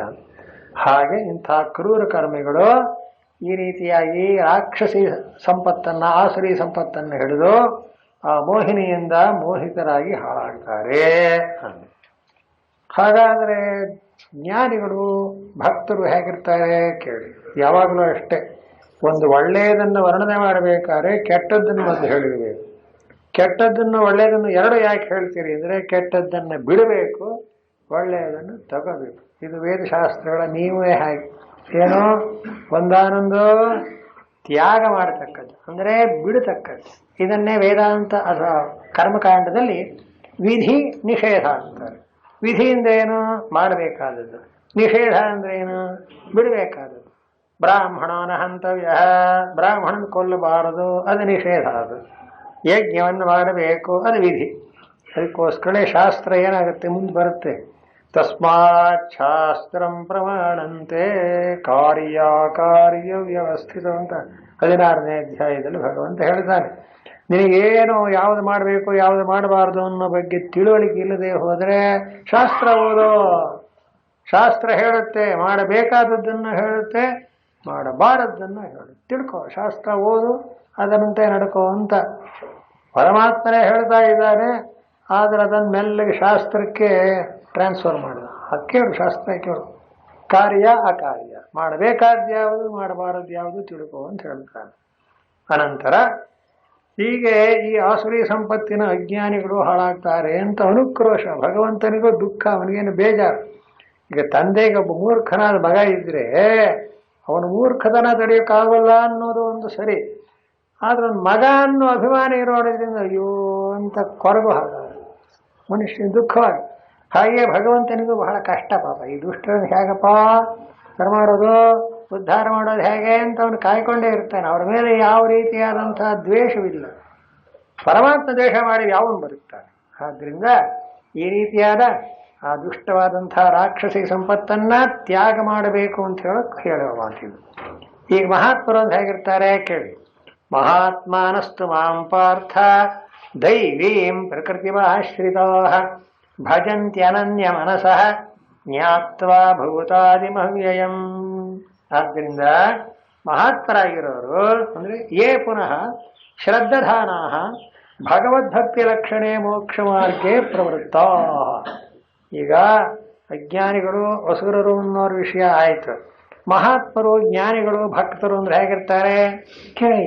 ಭಗವತ್ಪಾದರಂತಾರೆ ಯೇ ಪುನಃ ಶ್ರದ್ಧಾನಾ, ಇನ್ಯಾರು ಶ್ರದ್ಧೆ ಉಳ್ಳವರಾಗಿ, ಯಾವುದರಲ್ಲಿ ವೇದ ಶಾಸ್ತ್ರ ಭಗವಂತ ದೇವರು ಅಂತ ಅಂಥವ್ರನ್ನ ಏನಂತೇವೆ ಆಸ್ತಿಕರು ಅಂತೇವೆ. ಅಸ್ತಿ ಕಹ ಪರಲೋಕ, ಪರಲೋಕ ಇದೆ, ದೇವರಿದ್ದಾನೆ, ಪಾಪ ಪುಣ್ಯಗಳಿದೆ ಅನ್ನೋದು ಮನಸ್ಸಿಗೆ ಬರಬೇಕು. ಅವರನ್ನೇನಂತೇವೆ ಆಸ್ತಿಕರು. ನಾಸ್ತಿಕರು ಅಂದ್ರೆ ಏನೋ ಏನೂ ಇಲ್ಲ, ಬರೀ ಉದರಂಭರಣ, ಹೊಟ್ಟೆ ತುಂಬ್ಕೊಂಡು ಕಾಲ ಕಳೆಯೋದು ಅದಲ್ಲ. ಈಗ ಭಗವಂತನಲ್ಲಿ ಶ್ರದ್ಧೆ ಉಳ್ಳಂಥ ಯಾವ ಭಗವದ್ಭಕ್ತಿ ರೂಪವಾದಂಥ ಮೋಕ್ಷ ಮಾರ್ಗದಲ್ಲಿ ಬರ್ತಿರ್ತಾರೋ ಅಂಥ ಅವರನ್ನು ಮಹಾತ್ಮರು. ಅವರು ಹೇಗಿರ್ತಾರೆ? ಮಹಾತ್ಮಾನಸ್ತು ಮಾಂ ಪಾರ್ಥ ದೈವೀಂ ಪ್ರಕೃತಿಮಾಶ್ರಿತಾ. ಮಹಾತ್ಮಾನಸ್ತು ಅಕ್ಷುದ್ರ ಚಿತ್ತ ಅಂತ ಶಂಕರಾಚಾರ್ಯರು ಬರೆಯುವ ಅರ್ಥ. ಅಂದ್ರೇನು ಅಕ್ಷುದ್ರ ಚಿತ್ತ ಅಂದ್ರೇನು? ಅಲ್ಪವಾದಂಥ ಸಣ್ಣ ಬುದ್ಧಿಯವರಲ್ಲ ಅಂತ. ವ್ಯವಹಾರದಲ್ಲೂ ಮಾತಾಡ್ತೇವೆ, ಏನು ಸಣ್ಣ ಬುದ್ಧಿ ಮಾಡಿಬಿಟ್ಟ ಅಂತೀರೇನು? ಬಹಳ ಅತ್ಯಲ್ಪವಾಗಿ ತನ್ನ ಮಟ್ಟಿಗೆ ಸ್ವಾರ್ಥಕ್ಕೆ ಮಾತ್ರ ಹೊಂದುವಂಥ ರೀತಿಯಲ್ಲಿ ನಡವಳಿಕೆ ಉಳ್ಳವರು ಅವರು ಆ ಕ್ಷುದ್ರ ಚಿತ್ತರು ಅಂತ. ಇವ್ರು ಹೇಗೆ ಮಹಾತ್ಮರು ಅಂದರೆ ಅದಕ್ಕೆ ಹೇಳ್ತಾರಲ್ವ, ಉದಾರ ಚರಿತಾನಂತೂ ವಸುಧೈವ ಕುಟುಂಬಕಂ ಅಂತ. ಆ ಉದಾರವಾದ ವಿಶಾಲವಾದ ಮನಸ್ಸುಳ್ಳವರಿಗೆ ಜಗತ್ತೆಲ್ಲ ನಮ್ಮ ಕುಟುಂಬ ಅನ್ನೋ ಭಾವನೆ ಇರುತ್ತಂತೆ. ಇಂಥ ಯಾವ ಮಹಾತ್ಮರು ಮಾಂ ಈಶ್ವರಂ ಪಾರ್ಥ ದೈವೀಂ ದೇವಾನಾಂ ಪ್ರಕೃತಿಂ. ಹೇ ಅರ್ಜುನ, ಇಂಥ ಯಾವ ಮಹಾತ್ಮರಾದವರು ದೈವಿ ಪ್ರಕೃತಿಂ ಆಶ್ರಿತ. ಪ್ರಕೃತಿ ಅಂದ್ರೆ ಸ್ವಭಾವ ಅಂತ ಅರ್ಥ. ಎಂಥ ಪ್ರಕೃತಿ ಅದು? ದೈವಿ ಪ್ರಕೃತಿ ಅಂದ್ರೆ ಪರಮಾತ್ಮನ ಸಂಬಂಧವಾದ, ಅಂದ್ರೆ ಶಮ ದಮ ದಯ ಶ್ರದ್ಧಾದಿ ಲಕ್ಷಣ. ಶಮ ಅಂದ್ರೆ ಅಂತಃಕರಣ ನಿಗ್ರಹ, ದಮ ಅಂದ್ರೆ ಬಹಿಷ್ಕರಣಗಳ ನಿಗ್ರಹ, ಒಳಗೆ ಇದೆಯಲ್ಲ ಕಣ್ಣು ಕಿವಿ ಮೂಗು ಎಲ್ಲ ಬಹಿರೇಂದ್ರಿಯಗಳು, ಮನಸ್ಸು ಮುಂತಾದ ಅಂತರೇಂದ್ರಿಯಗಳು, ಇವುಗಳನ್ನೆಲ್ಲವನ್ನೂ ಕೂಡ ಸಂಪೂರ್ಣವಾಗಿ ಸ್ವಾಧೀನದಲ್ಲಿ ಇಟ್ಕೊಂಡಿರ್ತಾರೆ. ಇಂಥ ಶಮದಮ ಹಾಗೆಯೇ ದಯೆ ಶ್ರದ್ಧೆ ಮುಂತಾದಂತಹ ಗುಣಗಳನ್ನ ಆಶ್ರಯಿಸಿರತಕ್ಕವರು ಮಹಾತ್ಮರು ಅಂತ. ನೋಡಿ, ಮಹಾತ್ಮರನ್ನಕ್ಕೆ ಇಷ್ಟ ಅರ್ಥ. ಆಶ್ರಿತಾಸ್ತಂತಹ ಅವರೇನ್ ಮಾಡ್ತಾರೆ? ಭಜಂತ್ಯನನ್ಯ ಮನಸಃ ಅಂತ. ಭಜಂತಿ ಅಂದ್ರೆ ಸೇವಂತೆ, ನನ್ನನ್ನೇ ಯಾವಾಗಲೂ ಸೇವೆ ಮಾಡ್ತಾ ಇರ್ತಾರೆ. ಹೇಗೆ? ಅನನ್ಯ ಮನಸಃ ಅನನ್ಯ ಚಿತ್ತ. ಆ ಶ್ಲೋಕದಲ್ಲಿ ಹೇಗಿದೆಯೋ ಹಾಗೆ ವ್ಯಾಖ್ಯಾನ ಮಾಡ್ತಾರೆ. ಸಮನ್ವಯ ನಾವು ಮಾಡ್ಕೋಬಹುದು. ಇಂಥ ಮಹಾತ್ಮರು ಅನನ್ಯ ಚಿತ್ತರಾಗಿ ನನ್ನ ಸ್ವರೂಪವನ್ನು ಸರಿಯಾಗಿ ಅರಿತುಕೊಂಡು, ಹೇಗೆ? ಜ್ಞಾತ್ವಾ ಭೂತಾದಿಮವ್ಯಯಂ ಅಂತ. ನಾನು ಅಂದ್ರೆ ಉಪದೇಶ ಮಾಡ್ತಾರೆ ಏನು? ಪರಮಾತ್ಮ ಅವನೇ ಜಗತ್ತಿಗೆ ಕಾರಣ. ಆದ್ದರಿಂದ ಭಗವಂತನೇ ಜಗತ್ತಿಗೆ ಕಾರಣ, ಅವನೇ ಮೂಲ, ಅವನಿಂದಲೇ ನಾವು ಬಂದಿದ್ದೇವೆ, ಅವನನ್ನೇ ಹೋಗಿ ಸೇರ್ತೇವೆ. ಎಲ್ಲ ಪೂರ್ತಿ ವೇದಾಂತವೇ. ಯಥೋವ ಇಮಾನಿ ಭೂತಾನಿ ಜಾಯಂತೆ ಏನ ಜಾತಾನಿ ಜೀವಂತಿ ಯತ್ ಪರ್ಯಂತೆ ಸಂವಿಶಂತಿ. ಆ ಭೃಗುವಿಗೆ ತಂದೆ ಹೇಳ್ತಾನೆ, ಅಧಿ ಭಗವೋ ಬ್ರಹ್ಮ ಅಂತ ಅವನು ಬಂದು ಕೇಳಿದ. ತಂದೆ ಏನು?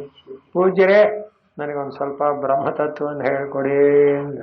ಆಗ್ಬಹುದು, ನೀನೇ ಯೋಚನೆ ಮಾಡು, ಅದಕ್ಕೊಂದು ದಾರಿ ಹೇಳ್ಕೊಡ್ತೀನಿ. ಏನು? ಈ ಭೂತಗಳೆಲ್ಲ ಅಂದ್ರೆ ಈ ವಸ್ತುಗಳೆಲ್ಲ, ಈ ಎಲ್ಲ ಜೀವರುಗಳೆಲ್ಲ ಎಲ್ಲಿಂದ ಹುಟ್ಟುತ್ತಾರೋ, ಏನನ್ನ ಆಶ್ರಯಿಸ್ಕೊಂಡು ಬದುಕಿರ್ತಾರೋ, ಕೊನೆಗೆ ಎಲ್ಲಿ ಹೋಗಿ ಸೇರ್ತಾರೋ ತದ್ವಿಜಿಜ್ಞಾಸಸ್ಸು, ಅದನ್ನು ವಿಚಾರ ಮಾಡುವುದು. ನೋಡಿ ಎಷ್ಟು ಚೆನ್ನಾಗಿ ಹೇಳ್ತಾರೆ. ಕೊನೆಯಲ್ಲಿ ಬರುತ್ತೆ. ಆಮೇಲೆಗೆ ಅನ್ನ ಪ್ರಾಣ ಹೀಗೊಂದೊಂದೇ ತತ್ವವನ್ನು ವಿಚಾರ ಮಾಡ್ತಾ ಮಾಡ್ತಾ ಬಂದು ಆನಂದೋ ಬ್ರಹ್ಮೇ ದಿವ್ಯಜಾನ, ಆನಂದ ರೂಪವಾದ ಪರಬ್ರಹ್ಮವೇ ಎಲ್ಲರಿಗೂ ಕಾರಣ. ಅದೇ ಜ್ಞಾತ್ವಾ ಭೂತಾದಿಮವ್ಯಯಂ ಇದೆ. ಎಲ್ಲಾ ಪ್ರಾಣಿಗಳಿಗೂ ಮೂಲವಾದಂತಹದ್ದು ಅಂದ್ರೆ ಆ ಅವ್ಯಯವಾದ ನಾಶರಹಿತವಾದ ಸತ್ಯಂ ಜ್ಞಾನಂ ಅನಂತಂ ಬ್ರಹ್ಮ ಅಂತಕ್ಕ ತತ್ವವೇ ಅಂತ ಅರ್ಥ. ಭೂತಾನಾಂ ವೇದಾದೀನಾಂ, ಭೂತ ಅಂದ್ರೆ ಪಂಚಮಹಾಭೂತಗಳು, ಆಕಾಶವೇ ಮೊದಲಾದಂತಹ ಎಲ್ಲಾ ವಸ್ತುಗಳಿಗೂ ಸ್ಥಾವರ ಜಂಗಮ ಅಂತ ಎಲ್ಲ ವಿಂಗಡ ಇದೆ ನಿಜ. ಅದಷ್ಟನ್ನು ಭೂತಗಳು ಅಂತಲೇ ಕರೆಯೋದು. ಇಷ್ಟಕ್ಕೂ ಕೂಡ ಆದಿ ಕಾರಣನಾದಂತಹ ಭಗವಂತನನ್ನ ಅವ್ಯಯ, ಅವನಿಗೆ ನಾಶ ಮುಂತಾದದ್ದಿಲ್ಲ, ನ ಜಾಯತೆ ಮ್ರಿಯತೆ ಅನ್ನೋ ಹಾಗೆ ಇಂಥ ಅವ್ಯಯನಾದ ಪರಮಾತ್ಮನನ್ನ ಜ್ಞಾತ್ವ ಅರಿತುಕೊಂಡು ಭಜಂತೆ, ಯಾವಾಗಲೂ ಅದನ್ನೇ ಸೇವಿಸುತ್ತಿರುತ್ತೆ. ಭಜ ಸೇವಾಯಾಮ್ ಅಂತ ಆ ಧಾತುವಿನ ಅರ್ಥ. ಸೇವಿಸ್ತಾರೆ ಅಂದ್ರೆ ಏನು? ಅವರೆಲ್ಲ ತಮ್ಮ ಇಂದ್ರಿಯಗಳಿಂದ ಮನಸ್ಸಿನಿಂದ ಆ ತತ್ವವನ್ನೇ ನಿರಂತರವಾಗಿ ಧ್ಯಾನ ಮಾಡ್ತಾ ವಿಚಾರ ಮಾಡ್ತಾ ಅಲ್ಲೇ ಇರ್ತಾರೆ. ಅದಕ್ಕೊಂದೆರಡು ಏನಾದ್ರು ವಿವರಣೆ ಕೊಡಿ ಅಂದ್ರೆ, ಸತತಂ ಕೀರ್ತಯಂತೋ ಮಾಂ ಯತಂತಶ್ಚ ದೃಢವ್ರತಾಃ ನಮಸ್ಯಂತಶ್ಚ ಮಾಂ ಭಕ್ತ್ಯ ನಿತ್ಯಯುಕ್ತ ಉಪಾಸತೆ. ಈ ಶ್ಲೋಕಗಳನ್ನು ಓದಿದ್ರೆ ಎಷ್ಟು ಸುಲಭ ಇದೆಯಲ್ರಿ ಭಗವದ್ಗೀತೆ ಅನ್ಸುತ್ತೆ ಅಲ್ಲವೇ? ಅಷ್ಟೇ ಒಂದಾನೊಂದು ಗೂಢಾರ್ಥ ಇಲ್ಲಿ ಉಳ್ಳಂತಹ ಶ್ಲೋಕಗಳು ಬರ್ತವೆ. ಆದ್ರಿಂದ ಏನನ್ಬೇಕು? ಭಗವದ್ಗೀತೆಯನ್ನು ಸುಲಭ ಅನ್ಬೇಕು. ಎರಡು ತತ್ವಗಳನ್ನು ಹೇಳುವಾಗ ಅಷ್ಟೇ ಗೋಪ್ಯವಾಗಿ ಗುಟ್ಟಾಗಿ ಹೇಳ್ಬಿಡ್ತಾರೆ. ನಾಸಭವಿದ್ಯತೆ ಭಾವ ಅಂದ್ಬಿಡ್ತಾರೆ. ಹೀಗಾಗಿ ಅದು ಒಂದು ಮಾತು ಹೇಳ್ತಾರೆ. ಈ ಭಗವದ್ಗೀತೆ ಇರೋದು ಮಹಾಭಾರತದಲ್ವಾ? ಹಾಗೇನಾಯ್ತಂತೆ, ಅಷ್ಟೌ ಶ್ಲೋಕ ಸಹಸ್ರಾಣಿ ಅಷ್ಟೌ ಶ್ಲೋಕ ಶತಾನಿ ಚ ಅಹಂ ವೇದ್ಮಿ ಶುಕೋ ವೇತ್ತಿ ಸಂಜಯೋ ವೇತ್ತಿ ವಾನವ ಅಂತ ಮಹಾಭಾರತದಲ್ಲಿ ತಿಳಿಸು. ಅದು 1,00,000 ಶ್ಲೋಕ ಇರೋದು. ಅದರೊಳಗೆ ಭಗವದ್ಗೀತೆ ಒಂದು. ಈ ಭಗವದ್ಗೀತೆ ಬರೆದಂಥ ವೇದವ್ಯಾಸರು 8,800 ಶ್ಲೋಕಗಳನ್ನ ಗೋಪ್ಯವಾಗಿಟ್ಟಿದ್ದಾರೆ. ಅದಕ್ಕೆ ವ್ಯಾಸಗುಟ್ಟು ಅಂತ ಕೇಳಿದ್ದೀರ ಮಾತನ್ನ. ವೇದವ್ಯಾಸರೇ ಬರೆದಿರೋದು, ಗುಟ್ಟು ಮಾಡಿ ಇಟ್ಬಿಟ್ಟಿದ್ದಾರೆ. ಯಾಕೆ ಅಂತ ಅದನ್ನು ಯಾರು ನಿಜವಾಗಿ ಬುದ್ಧಿವಂತರೋ ವಿಚಾರ ಮಾಡ್ತಾರೋ ಅವ್ರು ತಿಳ್ಕೊಳ್ಳಿ ಅಂತ. ಅದಕ್ಕಂತಾರೆ ಇವತ್ತಿನವರೆಗೂ ವಿಚಾರ ಮಾಡ್ತಾನೆ ಇದ್ದಾರೆ. ಆ 8,800 ಶ್ಲೋಕಗಳಿಂದ ಅಷ್ಟೋ ಶ್ಲೋಕ ಸಹಸ್ರಾಣಿ ಶತಾನಿಗೆ ಆಯ್ತಲ್ಲ. ಅಹಂ ವೇದ್ಮೆ ಅಂತ ಬರೆದಂತಹ ವೇದವ್ಯಾಸರು ಹೇಳ್ತಾರೆ, ನನಗೆ ಗೊತ್ತಿದೆ. ಶುಕೋ ವೇತ್ತಿ, ಶುಕ ಅಂದ್ರೆ ಅವ್ರ ಮಗ, ವೇದವ್ಯಾಸರ ಮಗ, ಅವನಿಗೆ ಗೊತ್ತು. ಇನ್ನು ಮುಂದೆ ಸಂಜಯೋ ವೇತ್ತಿ ವಾನವ. ಸಂಜಯ ಅಂದ್ರೆ ಈ ಧೃತರಾಷ್ಟ್ರನಿಗೆ ಅವನ್ ತಾನೇ ಕಥೆ ಹೇಳ್ತಾ ಇರೋದು. ಸಂಜಯ ವಾಚ ಅಂತ ತಾನೇ ಪ್ರಾರಂಭ ಆಗುತ್ತೆ. ಅವನಿಗೆ ಕೂಡ ಗೊತ್ತಿದೆಯೋ ಇಲ್ಲವೋ. ಇಂಥವು ಕೆಲವು ಗ್ರಂಥಿಗಳು ಅಂತ ಮಹಾಭಾರತಲು ಅಂಥ ಶ್ಲೋಕಗಳು ಬಹಳ ರಹಸ್ಯವಾದದ್ದಿರುತ್ತೆ ಅಂತ. ಯಾಕೆ ಹೇಳಿದೆ ಅಂದರೆ, ಪರಮಾತ್ಮನ ದಿವ್ಯವಾದಂತಹ ತತ್ವವನ್ನು ಅರಿತುಕೊಳ್ಳಬೇಕಾದರೆ ಮಹಾತ್ಮರಿಗೆ ಸಾಧ್ಯ. ಅಷ್ಟೇ ಸಾಲದು. ಆ ಮಹಾತ್ಮರು ಅಂದ್ರೆ ಹೇಗಿರ್ತಾರೆ? ಯಾವಾಗಲೂ ನನ್ನನ್ನೇ ಧ್ಯಾನ ಮಾಡ್ತಾರೆ, ನನ್ನ ತತ್ವನ ತಿಳ್ಕೊಳ್ಳೋಕೆ ಪ್ರಯತ್ನ ಮಾಡ್ತಾರೆ. ಕೆಲವರು ತಿಳ್ಕೊಂಡು ಇರ್ತಾರೆ. ಆಯ್ತಲ್ಲ, ತಿಳ್ಕೊಂಡ ಮೇಲೆ ಅಂತ ತಿಳ್ಕೊಂಡ ಮೇಲೆ ಇನ್ನೂ ಜಾಸ್ತಿ ಆ ಸ್ವರೂಪವನ್ನ ಪರಮಾತ್ಮ ತತ್ವ ತಿಳ್ಕೊಳ್ಳೋವರೆಗೆ ಸ್ವಲ್ಪ ಕಾಲ ದೇವರ ಧ್ಯಾನ ಮಾಡೋಣ, ಸ್ವಲ್ಪ ಕಾಲ ಪ್ರಪಂಚ ನೋಡೋಣ ಅನ್ಸುತ್ತಂತೆ. ಪರಮಾತ್ಮ ತತ್ವ ತಿಳ್ಕೊಂಡ್ಬಿಟ್ರೆ ಏನೇ ಜಗತ್ತೆಲ್ಲ ಪರಮಾತ್ಮನೇ. ಆದ್ರಿಂದ ಅವ್ರಿಗಿನ್ನು ಆ ಭಗವಂತನ ಕೀರ್ತನೆಗಿಂತ ಮತ್ತೊಂದು ಬೇರೆ ಇಲ್ಲವೇ ಇಲ್ಲ. ತ್ಯಾಗರಾಜರು ಧ್ಯಾನ ಮಾಡ್ತಾ ಕೂತ್ಕೊಂಡ್ರೆ, ಹಾಡ್ತಾ ಕೂತ್ಕೊಂಡ್ರೆ ಎಲ್ಲ ರಾಮವೇ ಮುಗಿದು. ಮತ್ತು ಅವ್ರ ವ್ಯವಹಾರ ಹೇಗೆ ನಡೆಯುತ್ತೆ ಅಂತ. ಅಯ್ಯೋ, ಭಗವಂತ ಹೇಳ್ತಾನೆ ಮುಂದೆ ಬರುತ್ತೆ, ಯೋಗಕ್ಷೇಮಂ ವಾಮ್ಯಹಂ ಅಯ್ಯೋ ನಾನು ನೋಡ್ಕೋತೀನಿ ಅಂತ. ಇರಲಿ, ಈ ವಿಷಯ ಏನಾಯಿತು? ಇಂಥ ಮಹಾತ್ಮರು ಸತತಂ ಕೀರ್ತಯಂತೋ ಮಾಂ ಅಂತ ಯಾವಾಗಲೂ ನನ್ನ ಒಂದಾನಂದ ಸ್ವರೂಪವನ್ನೇ ಕುರಿತು ಮತ್ತೆ ಮತ್ತೆ ಚಿಂತನೆ ಮಾಡ್ತಾ ಇರುತ್ತಾರೆ. ಇದು ಮನುಷ್ಯನಿಗೆ ಅಂತಃಕರಣ ಸ್ವಾಧೀನ ಇರಬೇಕು, ಆಸಕ್ತಿ ಇರಬೇಕು. ಎಷ್ಟೋ ಜನ ಏನು ಮಾಡ್ತಾರೆ ಅಂದ್ರೆ, ಏನು ಎಷ್ಟೊತ್ತು ಸ್ವಾಮಿ ಮುಗಿಯಲೇ ಇಲ್ವಲ್ಲ ಅಂತ. ನಾನೊಂದು ಸಣ್ಣ ತಮಾಷೆ ಹೇಳ್ತೀನಿ. ಸತ್ಯನಾರಾಯಣ ಪೂಜೆ ನಮ್ಮಲ್ಲಿ ಬನ್ನಿ ಅಂತ ಕರೀತಾರೆ. ಆ ಮನೆಗಿರೋರು ಏನು ಹೇಳ್ತಾರೆ ಗೊತ್ತೇ? ಪೂಜೆ ಐತೆ ನೋಡ್ಕೊಂಬಾರೋ ಆಮೇಲೆ ಹೋಗೋಣ. ಈ ಪೂಜೆ ಅಂತ ಸತ್ಯನಾರಾಯಣ ಪೂಜೆ ಅಂತ ಅವ್ರು ಕರೆದ್ರೆ ಪೂಜೆ ಐತೆ ನೋಡ್ಕೊಂಬ. ಪೂಜೆ ಆಯ್ತು ಏನು ಮಾಡ್ತಾರೆ? ಕಥೆ ಓದ್ತೇವೆ ಅಷ್ಟೇ ತಾನೆ, ಪ್ರಸಾದತೆ ಹೋದ್ರೆ. ಅಲ್ಲಪ್ಪ, ನಾವಂತೂ ಪೂಜೆ ಮಾಡಲಿಲ್ಲ, ಪೂಜೆ ಮಾಡೋದನ್ನಾರು ನೋಡ್ದಾಗ ಕೂತ್ಕೋಬಾರ್ದು ಅಂತ. ಇನ್ನೂ ಒಂದ್ಸಲ ಏನೋ ಬೇಜಾರು ಮಾಡ್ಕೋಬೇಡಿ. ಬಂದು ಕೂತ್ಕೊಂಡ್ರೆ ಏನ್ ಮಾಡ್ತಾರೆ ಗೊತ್ತೇ? ಒಬ್ರಿಗೊಬ್ರು ಎಲ್ಲ ಮನೆ ಯೋಗಕ್ಷೇಮ. ಇನ್ನು ಕಥೆ ಆಗ್ತಾ ಇದೆ ಅಂತ ಇವ್ರ ಕಥೆ ನಡೀತಿರುತ್ತೆ. ಇದೆಲ್ಲ ಕಲ್ಚರ್ ಅಲ್ಲ. ನಾವು ಹೀಗೆ ಹೇಳ್ತಾನೆ ಅಂತ ಬೇಜಾರು ಮಾಡ್ಕೊಳ್ರಿ. ಹೇಗಿರ್ಬೇಕು? ಪೂರ್ಣವಾಗಿ ಸತತಂ ಕೀರ್ತೆ, ನಿತ್ಯ ನಾವೇ ಕೀರ್ತನೆ ಮಾಡಬೇಕು. ಒಂದು ನೆಪವಾರ ಸಿಕ್ಕಿದ್ರೆ ಅದನ್ನಾರು ಸಾರ್ಥಕ ಮಾಡ್ಕೋಬೇಡ. ಇಲ್ಲದೇ ಏನಾಗುತ್ತೆ? ಅವ್ರ ಪಾಡಿ ಅವರು ಇವರು. ಅದರಲ್ಲಿ ಈ ಸತ್ಯನಾರಾಯಣ ಪೂಜೆ ಯಾಕೆ ಹೇಳ್ತೀನಿ, ನಾನು ಸ್ವಲ್ಪ ಪೌರೋಹಿತ್ಯಕ್ಕೆ ಹೋಗ್ತಾ ಇರ್ತೀನಿ. ಆ ಕಥೆ ಓದೋ ಹೊತ್ತಿಗೆ ನಮ್ಮ ಹಣೆ ಬರ ಬೇಡ. ಅಷ್ಟು ಗಲಾಟೆ ಸ್ವಾಮಿ. ಯಾಕೆ ಇಷ್ಟು ಜನ, ಇಷ್ಟು ಎಲ್ಲ ಮತ್ತೆ ಕಲ್ಚರ್ಡು ಎಲ್ಲ ವಿದ್ಯಾವಂತ ತಿಳುವಳಿಕೆಸ್ತರು ಎಲ್ಲ ಸರಿ, ಗಂಭೀರವಾಗಿ ಕೂತಿರ್ಬೇಕು ಅನ್ನೋ ಒಂದು ನಡವಳಿಕೆ ಬೇಡ. ಹೋಗ್ಕೊಳ್ಳಿ, ಯಾರನ್ನು ಆಕ್ಷೇಪಣೆ ಹೇಳಲ್ಲ, ಸರಿಯಲ್ಲ ಅದು. ಹಾಗಲ್ಲ. ಎಷ್ಟೋ ಜನ ಹಾಸ್ಯ ಮಾಡ್ತಾರೆ. ನೀವು ಮುಸಲ್ಮಾನರ ಸಮಿ ಮಸೀದಿಗೆ ಹೋಗಿ ನಮಾಜ್ ಹೇಗೆ ಮಾಡ್ತಿರ್ತಾರೆ ಕೇಳಿ. ಮಾಡ್ತೀಬಿಡಿ. ಸತತಂ ಕೀರ್ತಯಂತೋ ಮಾಂ ಯತಂತಶ್ಚ ದೃಢವ್ರತಾಃ ನಮಸ್ಯಂತಶ್ಚ ಮಾಂ ಭಕ್ತ್ಯಾ ನಿತ್ಯಯುಕ್ತ ಉಪಾಸತೆ.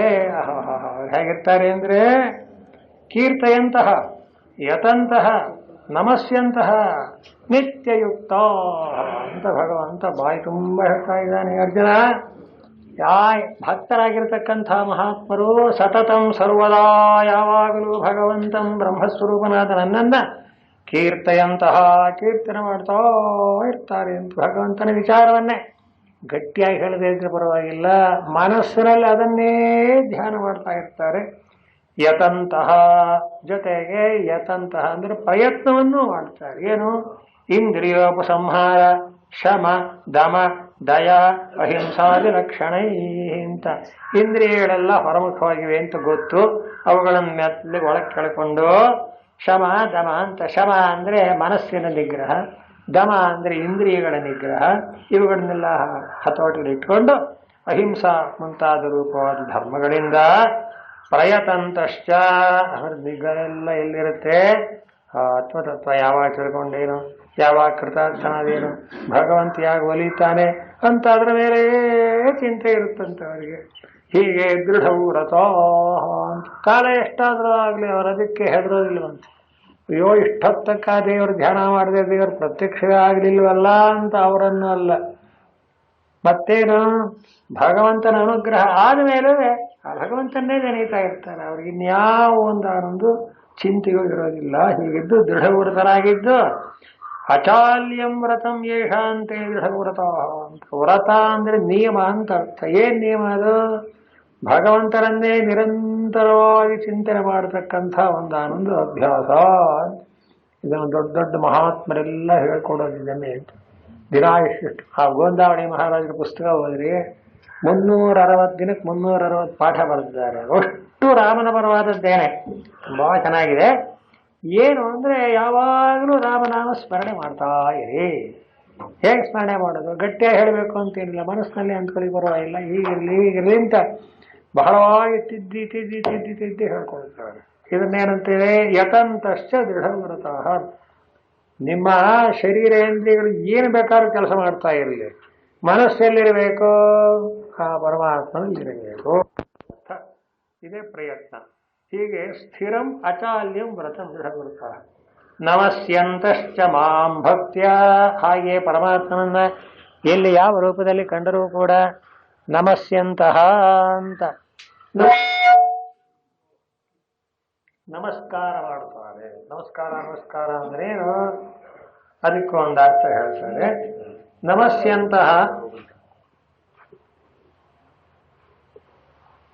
ನಮಸ್ಯಂತಹ ಮಾಂ ಹೃದಯೇ ಶಯಂ ಅಂತ. ಆ ನಮಸ್ಕಾರ ಅನ್ನೋ ಶಬ್ದಕ್ಕೂ ಒಂದು ಒಳ್ಳೆ ಅರ್ಥ ಹೇಳ್ತಾರೆ. ಸಂಸ್ಕೃತದಲ್ಲಿ ಒಂದು ಮಾತಿದೆ, ಅಂಜಲಿ ಶಿರಸ್ಸಂಯೋಗಾನುಕೂಲ ವ್ಯಾಪಾರ ನಮಸ್ಕಾರ ಶಬ್ದಾರ್ಥ ಅಂತ. ಅಂಜಲಿ ಅಂದ್ರೇನು? 2 ಕೈಗಳನ್ನು ಹೀಗೆ ಕೂಡಿಸುವುದು. ಶಿರಸ್ಸಂಯೋಗ ಅಂದ್ರೆ ತಲೆಯನ್ನು ಹೀಗೆ. ಇದಕ್ಕೇನು ಹೆಸರು? ನಮಸ್ಕಾರ. ಅದೇನು ತೋರಿಸುತ್ತೆ? ಮನುಷ್ಯನ ಅಹಂಕಾರವನ್ನು ಪೂರ್ತಿ ಕಡಿಮೆ ಮಾಡುತ್ತೆ. ಮತ್ತಸ್ತ್ವಂ ಉತ್ಕೃಷ್ಟ ತ್ವತ್ತೋಹಂ ಅಪಕೃಷ್ಟ ಅಂತ. ಇದು ವ್ಯಾಕರಣ ಶಾಸ್ತ್ರದಲ್ಲಿ ಬರೆದಿದ್ದಾರೆ, ಅಲ್ಲಿ ಬರುತ್ತೆ. ಮುನಿತ್ರಯಂ ನಮಸ್ಕೃತ್ಯ ಅಂತ ಒಂದು ಶ್ಲೋಕ ಇದೆ ಸಿದ್ಧಾಂತ ಕೌಮುದಿ ವ್ಯಾಕರಣ ಓದುವಾಗ, ಮೊದಲನೇ ಮಂಗಳ ಶ್ಲೋಕ. ಅಲ್ಲಿ ಬರುತ್ತೆ.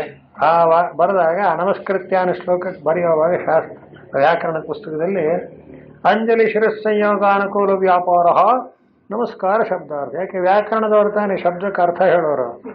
ನಮಸ್ಕಾರ ಅಂದ್ರೆ ಏನು ಅಂತ ಕೇಳ್ತೀರಿ. ನಮಸ್ಕಾರ ಅಂದ್ರೆ ಹೀಗೆ ಸೆಲ್ಯೂಟ್ ಹೊಡೆಯೋದಲ್ಲ. ಅದೆಲ್ಲೋ ಈ ಬ್ರಿಟಿಷ್ನವ್ರ ಪದ್ಧತಿ ಹೀಗಂದ್ಬಿಟ್ರೆ ಹೋಯ್ತು ಅಂತ. ಅದಲ್ಲ, ತನ್ನ ಕೈಗಳೆರಡನ್ನು ಹೀಗೆ ಜೋಡಿಸ್ಬೇಕು, ತಲೆಯನ್ನ ಹೀಗೆ ಬಗ್ಗಿಸ್ಬೇಕು. ಈ ಕೈ ಬಗ್ಸಿರೋದಿದೆಯಲ್ಲ, ಕೂಡಿಸಿರೋದು, ಅದಕ್ಕೆ ತಲೆ ತೆಗಬೇಕು. ಹೀಗಾದ್ರೆ ಅಂಜಲಿ ಶಿರಸ್ಸಂಯೋಗಾನುಕೂಲ ವ್ಯಾಪಾರ ನಮಸ್ಕಾರ ಶಬ್ದಾರ್ಥ. ಇದು ಹೊರಗಿನ ಒಂದು ಆಕ್ಷನ್ ಆಯ್ತು, ನಟನೆ ಆಯ್ತು. ಒಳಗಡೆ ಮತ್ತಸ್ತ್ವಮುತ್ಕೃಷ್ಟ ತ್ವತ್ತೋಹಂ ಅಪಕೃಷ್ಟ ಅಂದ್ರೆ ಆ ಕೈ ಮುಗಿಯುವುದರ ಗುರುತೇನು ಅಂದ್ರೆ, ಪೂಜ್ಯರೇ ನನಗಿಂತ ನೀವು ಉತ್ಕೃಷ್ಟರು, ಶ್ರೇಷ್ಠರು, ನಿಮಗಿಂತ ನಾನು ಕಡಿಮೆ. ಈ ಭಾವನೆ ಬರಬೇಕಲ್ಲ. ಒಳಗೆ ಭಾವನೆ ಬರಬೇಕು, ಹೊರಗೆ ಈ ಒಂದಾನೊಂದು ವ್ಯಾಪಾರ. ಇದಿಷ್ಟಕ್ಕೂ ಸೇರಿ ಏನು ಹೆಸರು? ನಮಸ್ಕಾರ ಅಂತ. ಮಹಾನ್ಯಾಸ ಅಂತ ನೀವು ಕೇಳಿದ್ದೀರಿ. ರುದ್ರ ಹೇಳಿ ಮಹಾನ್ಯಾಸ ಹೇಳಿ ಅಭಿಷೇಕ ಮಾಡಿ. ಅಲ್ಲಿ ಸಾಷ್ಟಾಂಗ ನಮಸ್ಕಾರ ಅಂತ. ಪುರಸ ಶಿರಸ ದೃಷ್ಟ್ಯ ವಚಸ ಮನಸಾ ಪದ್ಭ್ಯಾಂ ಕರಾಭ್ಯಾಂ ಕರ್ಣಾಭ್ಯಾಂ ಪ್ರಣಾಮೋಷ್ಟಾಂಗ ಉಚ್ಯತೆ ಅಂತ. ತುಂಬಾ ಶ್ರೇಷ್ಠವಾದ. ಪುರಸ ಅಂದ್ರೆ ಎದೆಯಿಂದ ಈಗ ದೀರ್ಘದಂಡ ನಮಸ್ಕಾರ ಮಾಡಿದರೆ ನಮ್ಮ ಶರೀರವೆಲ್ಲ ಪೂರ್ತಿ ಒಂದು ದಂಡ ಕೋಲನ್ನು ನೆಲದ ಮೇಲೆ ಇಟ್ಟರೆ ಹೇಗೆ ಆ ಕೋಲಿನ ಎಲ್ಲಾ ಭಾಗವು ನೆಲಕ್ಕೆ ಮುಟ್ಟಿರುತ್ತೋ ಹಾಗೆ ಅಂತ. ಅದೇನು ತೋರಿಸುತ್ತೆ? ಅಹಂಕಾರವನ್ನು ನಾನು ಬಿಟ್ಟಿದ್ದೇನೆ. ಇಲ್ಲದೆ ನಮಸ್ಕಾರ ಮಾಡೋಕ್ಕಾಗೋದೇ ಇಲ್ಲ ಅಲ್ಲವೇ?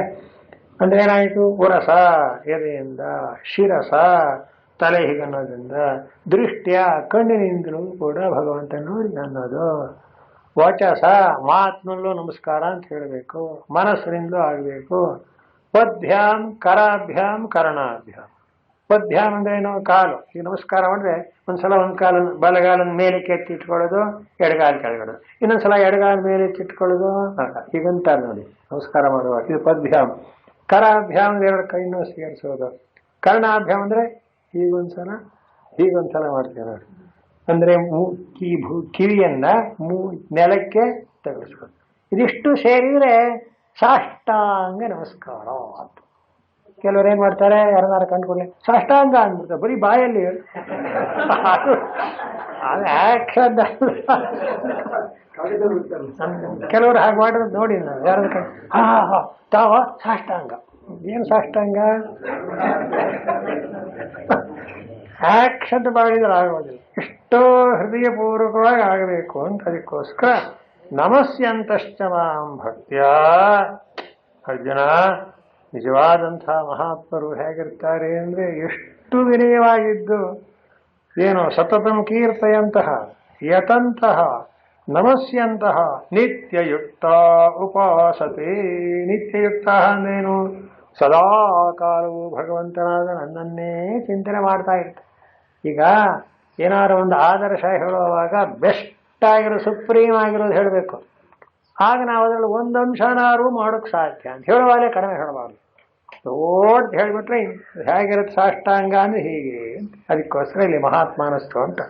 ಅನಂತರ ಜ್ಞಾನ ಯಜ್ಞೇನ ಚಾಪ್ಯನ್ಯೇ ಯಜಂತೋ ಮಾಮುಪಾಸತೆ ಏಕತ್ವೇನ ಪೃಥಕ್ತ್ವೇನ ಬಹುಧಾ ವಿಶ್ವತೋ ಮುಖಂ.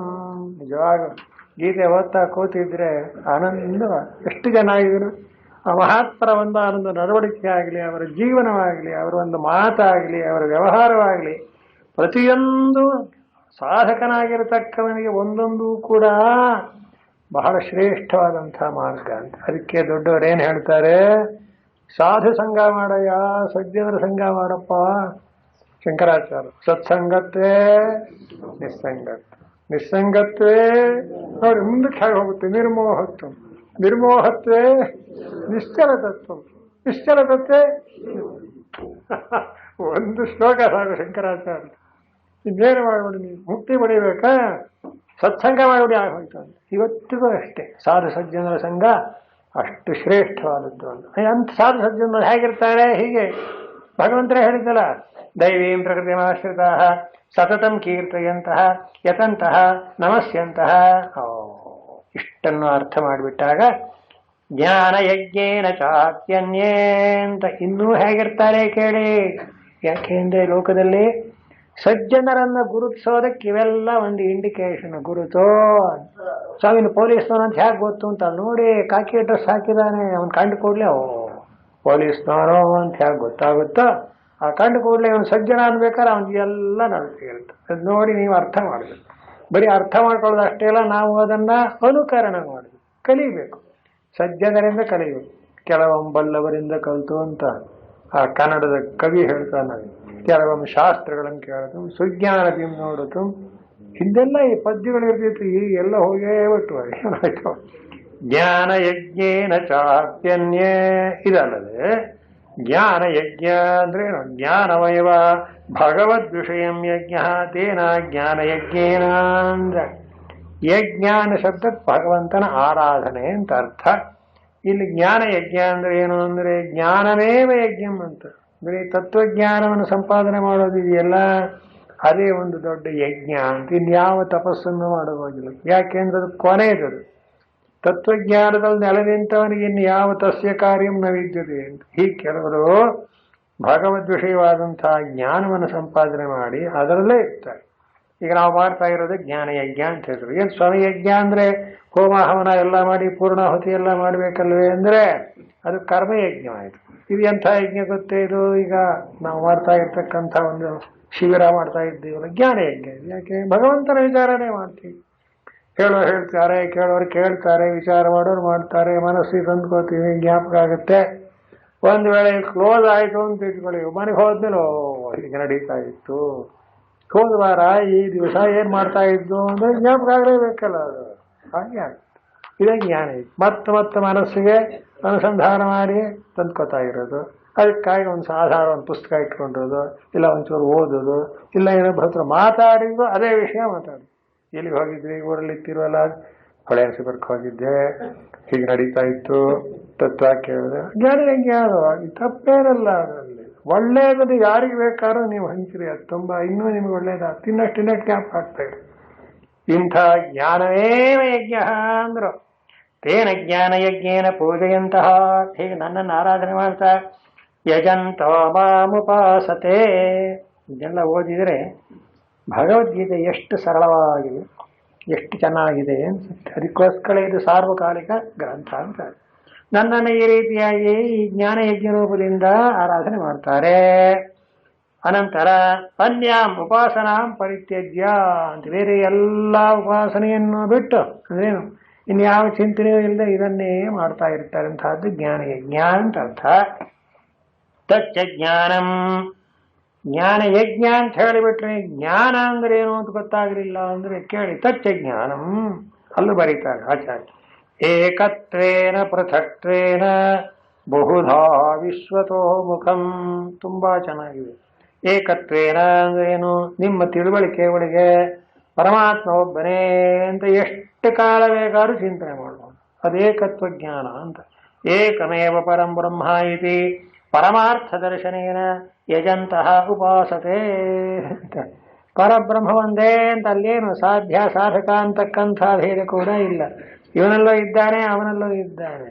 ಅಲ್ಲಿ ಮಹಾನ್ಯಾಸದಲ್ಲೇ ಆ ಮಂತ್ರ ಬರುತ್ತೆ, ನಾ ರುದ್ರ ಮರ್ಚಯೇ, ನಾ ಅರುದ್ರ ರುದ್ರಂ ಅರ್ಚಯೇತ್ ಅಂತ. ಅದೆಷ್ಟು ಚೆನ್ನಾಗಿದೆ ಅಂದ್ರೆ, ಈಗ ರುದ್ರನ ಪೂಜೆ ಮಾಡಬೇಕು, ಈಶ್ವರನ ಪೂಜೆ ಮಾಡಬೇಕು. ಒಪ್ಕೊಂಡೆ. ಈಶ್ವರ ಹೇಗಿದ್ದಾನೆ ನೋಡಿ ಅಂತ, ಅವನು ಯಾವ ರೀತಿಯಲ್ಲಿ ಏನೇನು ಸರಿ ಅವಯವಗಳು ಮತ್ತೊಂದು ಏನೇನಿದೆಯೋ, ಉದಾಹರಣೆಗೆ ನಮಗೆ 2 ಕಣ್ಣಿದೆಯಪ್ಪ, ಈಶ್ವರನಿಗೆ ಎಷ್ಟಿದ್ರೆ 3 ಇದೆ ಅಂತ. ಆ ನ್ಯಾಸಕಾರ ಹೇಳ್ಕೊಡ್ತಾರೆ, ನೀನು ರುದ್ರನಾದ್ರೆ ರುದ್ರನನ್ನು ಪೂಜೆ ಮಾಡೋಕ್ಕಾಗುತ್ತೆ ಹೊರತು ಇಲ್ಲದೆ ಇದ್ದಾಗಲ್ಲ. ನಾ ಅರುದ್ರ, ರುದ್ರನಲ್ಲದೆ ಇದ್ದವನು ರುದ್ರನನ್ನು ಅರ್ಚನೆ ಮಾಡೋಕ್ಕಾಗಲ್ಲ. ಸರಿ, ರುದ್ರನಿಗೆ ಇರತಕ್ಕ ಎಲ್ಲಾ ಲಕ್ಷಣಗಳು ನಮ್ಮಲ್ಲಿ ಇಲ್ವಲ್ಲ ಅಂದ್ರೆ ನ್ಯಾಸ ಮಾಡು ಅಂತಾನೆ. ಮಂತ್ರ ಹೇಳ್ಕೊಂಡು ಅದಿದೆ ಅಂತ ಭಾವನೆ ಮಾಡು ಅಂತ. ನೋಡಿ ಹೇಗಿದೆ, ಇದೇ ನ್ಯಾಸದ ಅರ್ಥ. ನ್ಯಾಸ ಅಂದ್ರೆ ಇಡುವುದು ಅಂತ. ಮಾಂತ್ರಿಕವಾಗಿ ನಾನು ಹೀಗಿದ್ದೇನೆ ಅಂತ. ತೃತೀಯ ನೇತ್ರಾಯ ನಮಃ ಅಂತ, ಉಪಬಾಹುಭ್ಯಾನ್ ನಮಃ ಅಂತ ಮಹಾನ್ಯಾಸ ಹೇಳ್ತಾರಲ್ಲ, ಅದರ ಅರ್ಥ ತಿಳ್ಕೊಂಡ್ರೆ ಇದೆಲ್ಲ ಗೊತ್ತಾಗುತ್ತೆ. ಅಲ್ಲಿ ನೋಡಿ, ಪರಮೇಶ್ವರನಿಗೆ 16 ತೋಳಿದೆ, ನಮಗೆ ಎಷ್ಟಿದೆಯಪ್ಪ? 2. ಮೊದ್ಲು ಬಾಹುಭ್ಯಾನ್ ನಮಃ ಅಂತ ಹೀಗೆ ಸೋಡ್ಕೋತೀವಿ. ಇನ್ನೊಂದು ಮಂತ್ರ ಹೇಳಿ, ಉಪಬಾಹುಭ್ಯಾನ್ ನಮಃ. ಯಾಕೆ ಅಂತ, ರುದ್ರನನ್ನು ಪೂಜೆ ಮಾಡಬೇಕಾದ್ರೆ ನಾವು ರುದ್ರನೇ ಆಗಬೇಕು. ಅದಕ್ಕೆ ರೌದ್ರೀಕರಣ ಅಂತ, ದಶಾಂಗ ರೌದ್ರೀಕರಣ, ಷೋಡಶಾಂಗ ರೌದ್ರೀಕರಣ ಅಂತ ಮಹಾನ್ಯಾಸದ ಮಂತ್ರದ ಅರ್ಥಗಳು. ಎಲ್ಲಿಗೆ ಬಂದ್ಬಿಟ್ಟಿದೆ ಅಂದ್ರೆ, ಪಲ್ಯನಾಗ್ತಾ ನೋಡ್ಕೊಂಬಾರಯ್ಯ ಅಂತ ಮಹಾನ್ಯಾಸ, ಹಾಗ ರುದ್ರ ಹೇಳೋದು ಹೋಗೋಣ ಅಂತ. ಇನ್ನು ರುದ್ರ ಏನ್ ಹೇಳೋದು? ಮಹಾನ್ಯಾಸ ಮಾಡಿಕೊಡೋದ್ರ ಮೂಲಕ ತಾನೇ ಪರಮೇಶ್ವರ ಅನ್ನೋ ಒಂದಾನೊಂದು ಭಾವನೆ ಬರಬೇಕು. ಅದಕ್ಕೋಸ್ಕರ ಏನಂತಾರೆ, ರೌದ್ರೀಕರಣ, ತಾನೇ ರುದ್ರನಾಗಿ ಬಿಡ್ಬೇಕಂತ. ಯಾಕೆ ಅಂತ, ರುದ್ರನಲ್ಲದೆ ಇದ್ದವನು ರುದ್ರನನ್ನು ಪೂಜೆ ಮಾಡೋಕ್ಕಾಗಲ್ಲ. ನಾ ರುದ್ರ ಮರ್ಚಯೇ ಅಂತ. ಎಲ್ಲ ಎಷ್ಟಿದೆ ಅಂತೀರಿ ವೈದಿಕ ಸಾಹಿತ್ಯದಲ್ಲಿ. ಚೆನ್ನಾಗಿ ಅರ್ಥ ಮಾಡಿದರೆ ಅಧ್ಯಾತ್ಮ ದೃಷ್ಟಿ ಎಲ್ಲ. ಈಗ ತಾನೇ ರುದ್ರನಾದ ಅಂದ್ರೆ ಇನ್ನೇನು ಬ್ರಹ್ಮವಾದ ಅನ್ನೋ ಅರ್ಥ ಬಂತಲ್ಲ ಅಲ್ಲಿ. ಅದಕ್ಕಿಂತ ಇನ್ನೇನು ವ್ಯತ್ಯಾಸ? ನೀವು ಮಹಾನ್ಯಾಸ ಹೇಳಿದ್ರೇನು, ಭಗವದ್ಗೀತೆ ಓದಿದ್ರೇನು, ಥಾಟ್ಸ್ ಎಲ್ಲ ಒಂದೇ, ಕಂಪ್ಲೀಟ್ ಆಗಿ ಮಾಡಿ ಸಾಕು. ಹೇಗಿರುತ್ತೆ ಅಂದ್ರೆ ಅಲ್ಲೇ ಕೂತ್ಬಿಟ್ರೆ ಮುಗದೇ ಹೋಯ್ತು. ಇವತ್ತಿಗೂ ಆ ಒಂದಾನೊಂದು ಭಾವನೆ ಇದ್ದೀವಿ. ನೀವು ಆ ತತ್ವ ಹೇಳ್ತಾ ಇರಿ, ಮಂತ್ರ ಹೇಳ್ತಾ ಇರಿ, ಮನಸ್ಸು ಏಕಾಗ್ರವಾಗಿ ಇದ್ಬಿಡ್ತು ಅಂದ್ರೆ ನಿಮ್ಗೆ ಏನು ಗೊತ್ತಾಗಲ್ಲ, ಆಯಾಸ ಕೂಡ ಗೊತ್ತಾಗಲ್ಲ, ಅಷ್ಟು ಚೆನ್ನಾಗಿರುತ್ತೆ.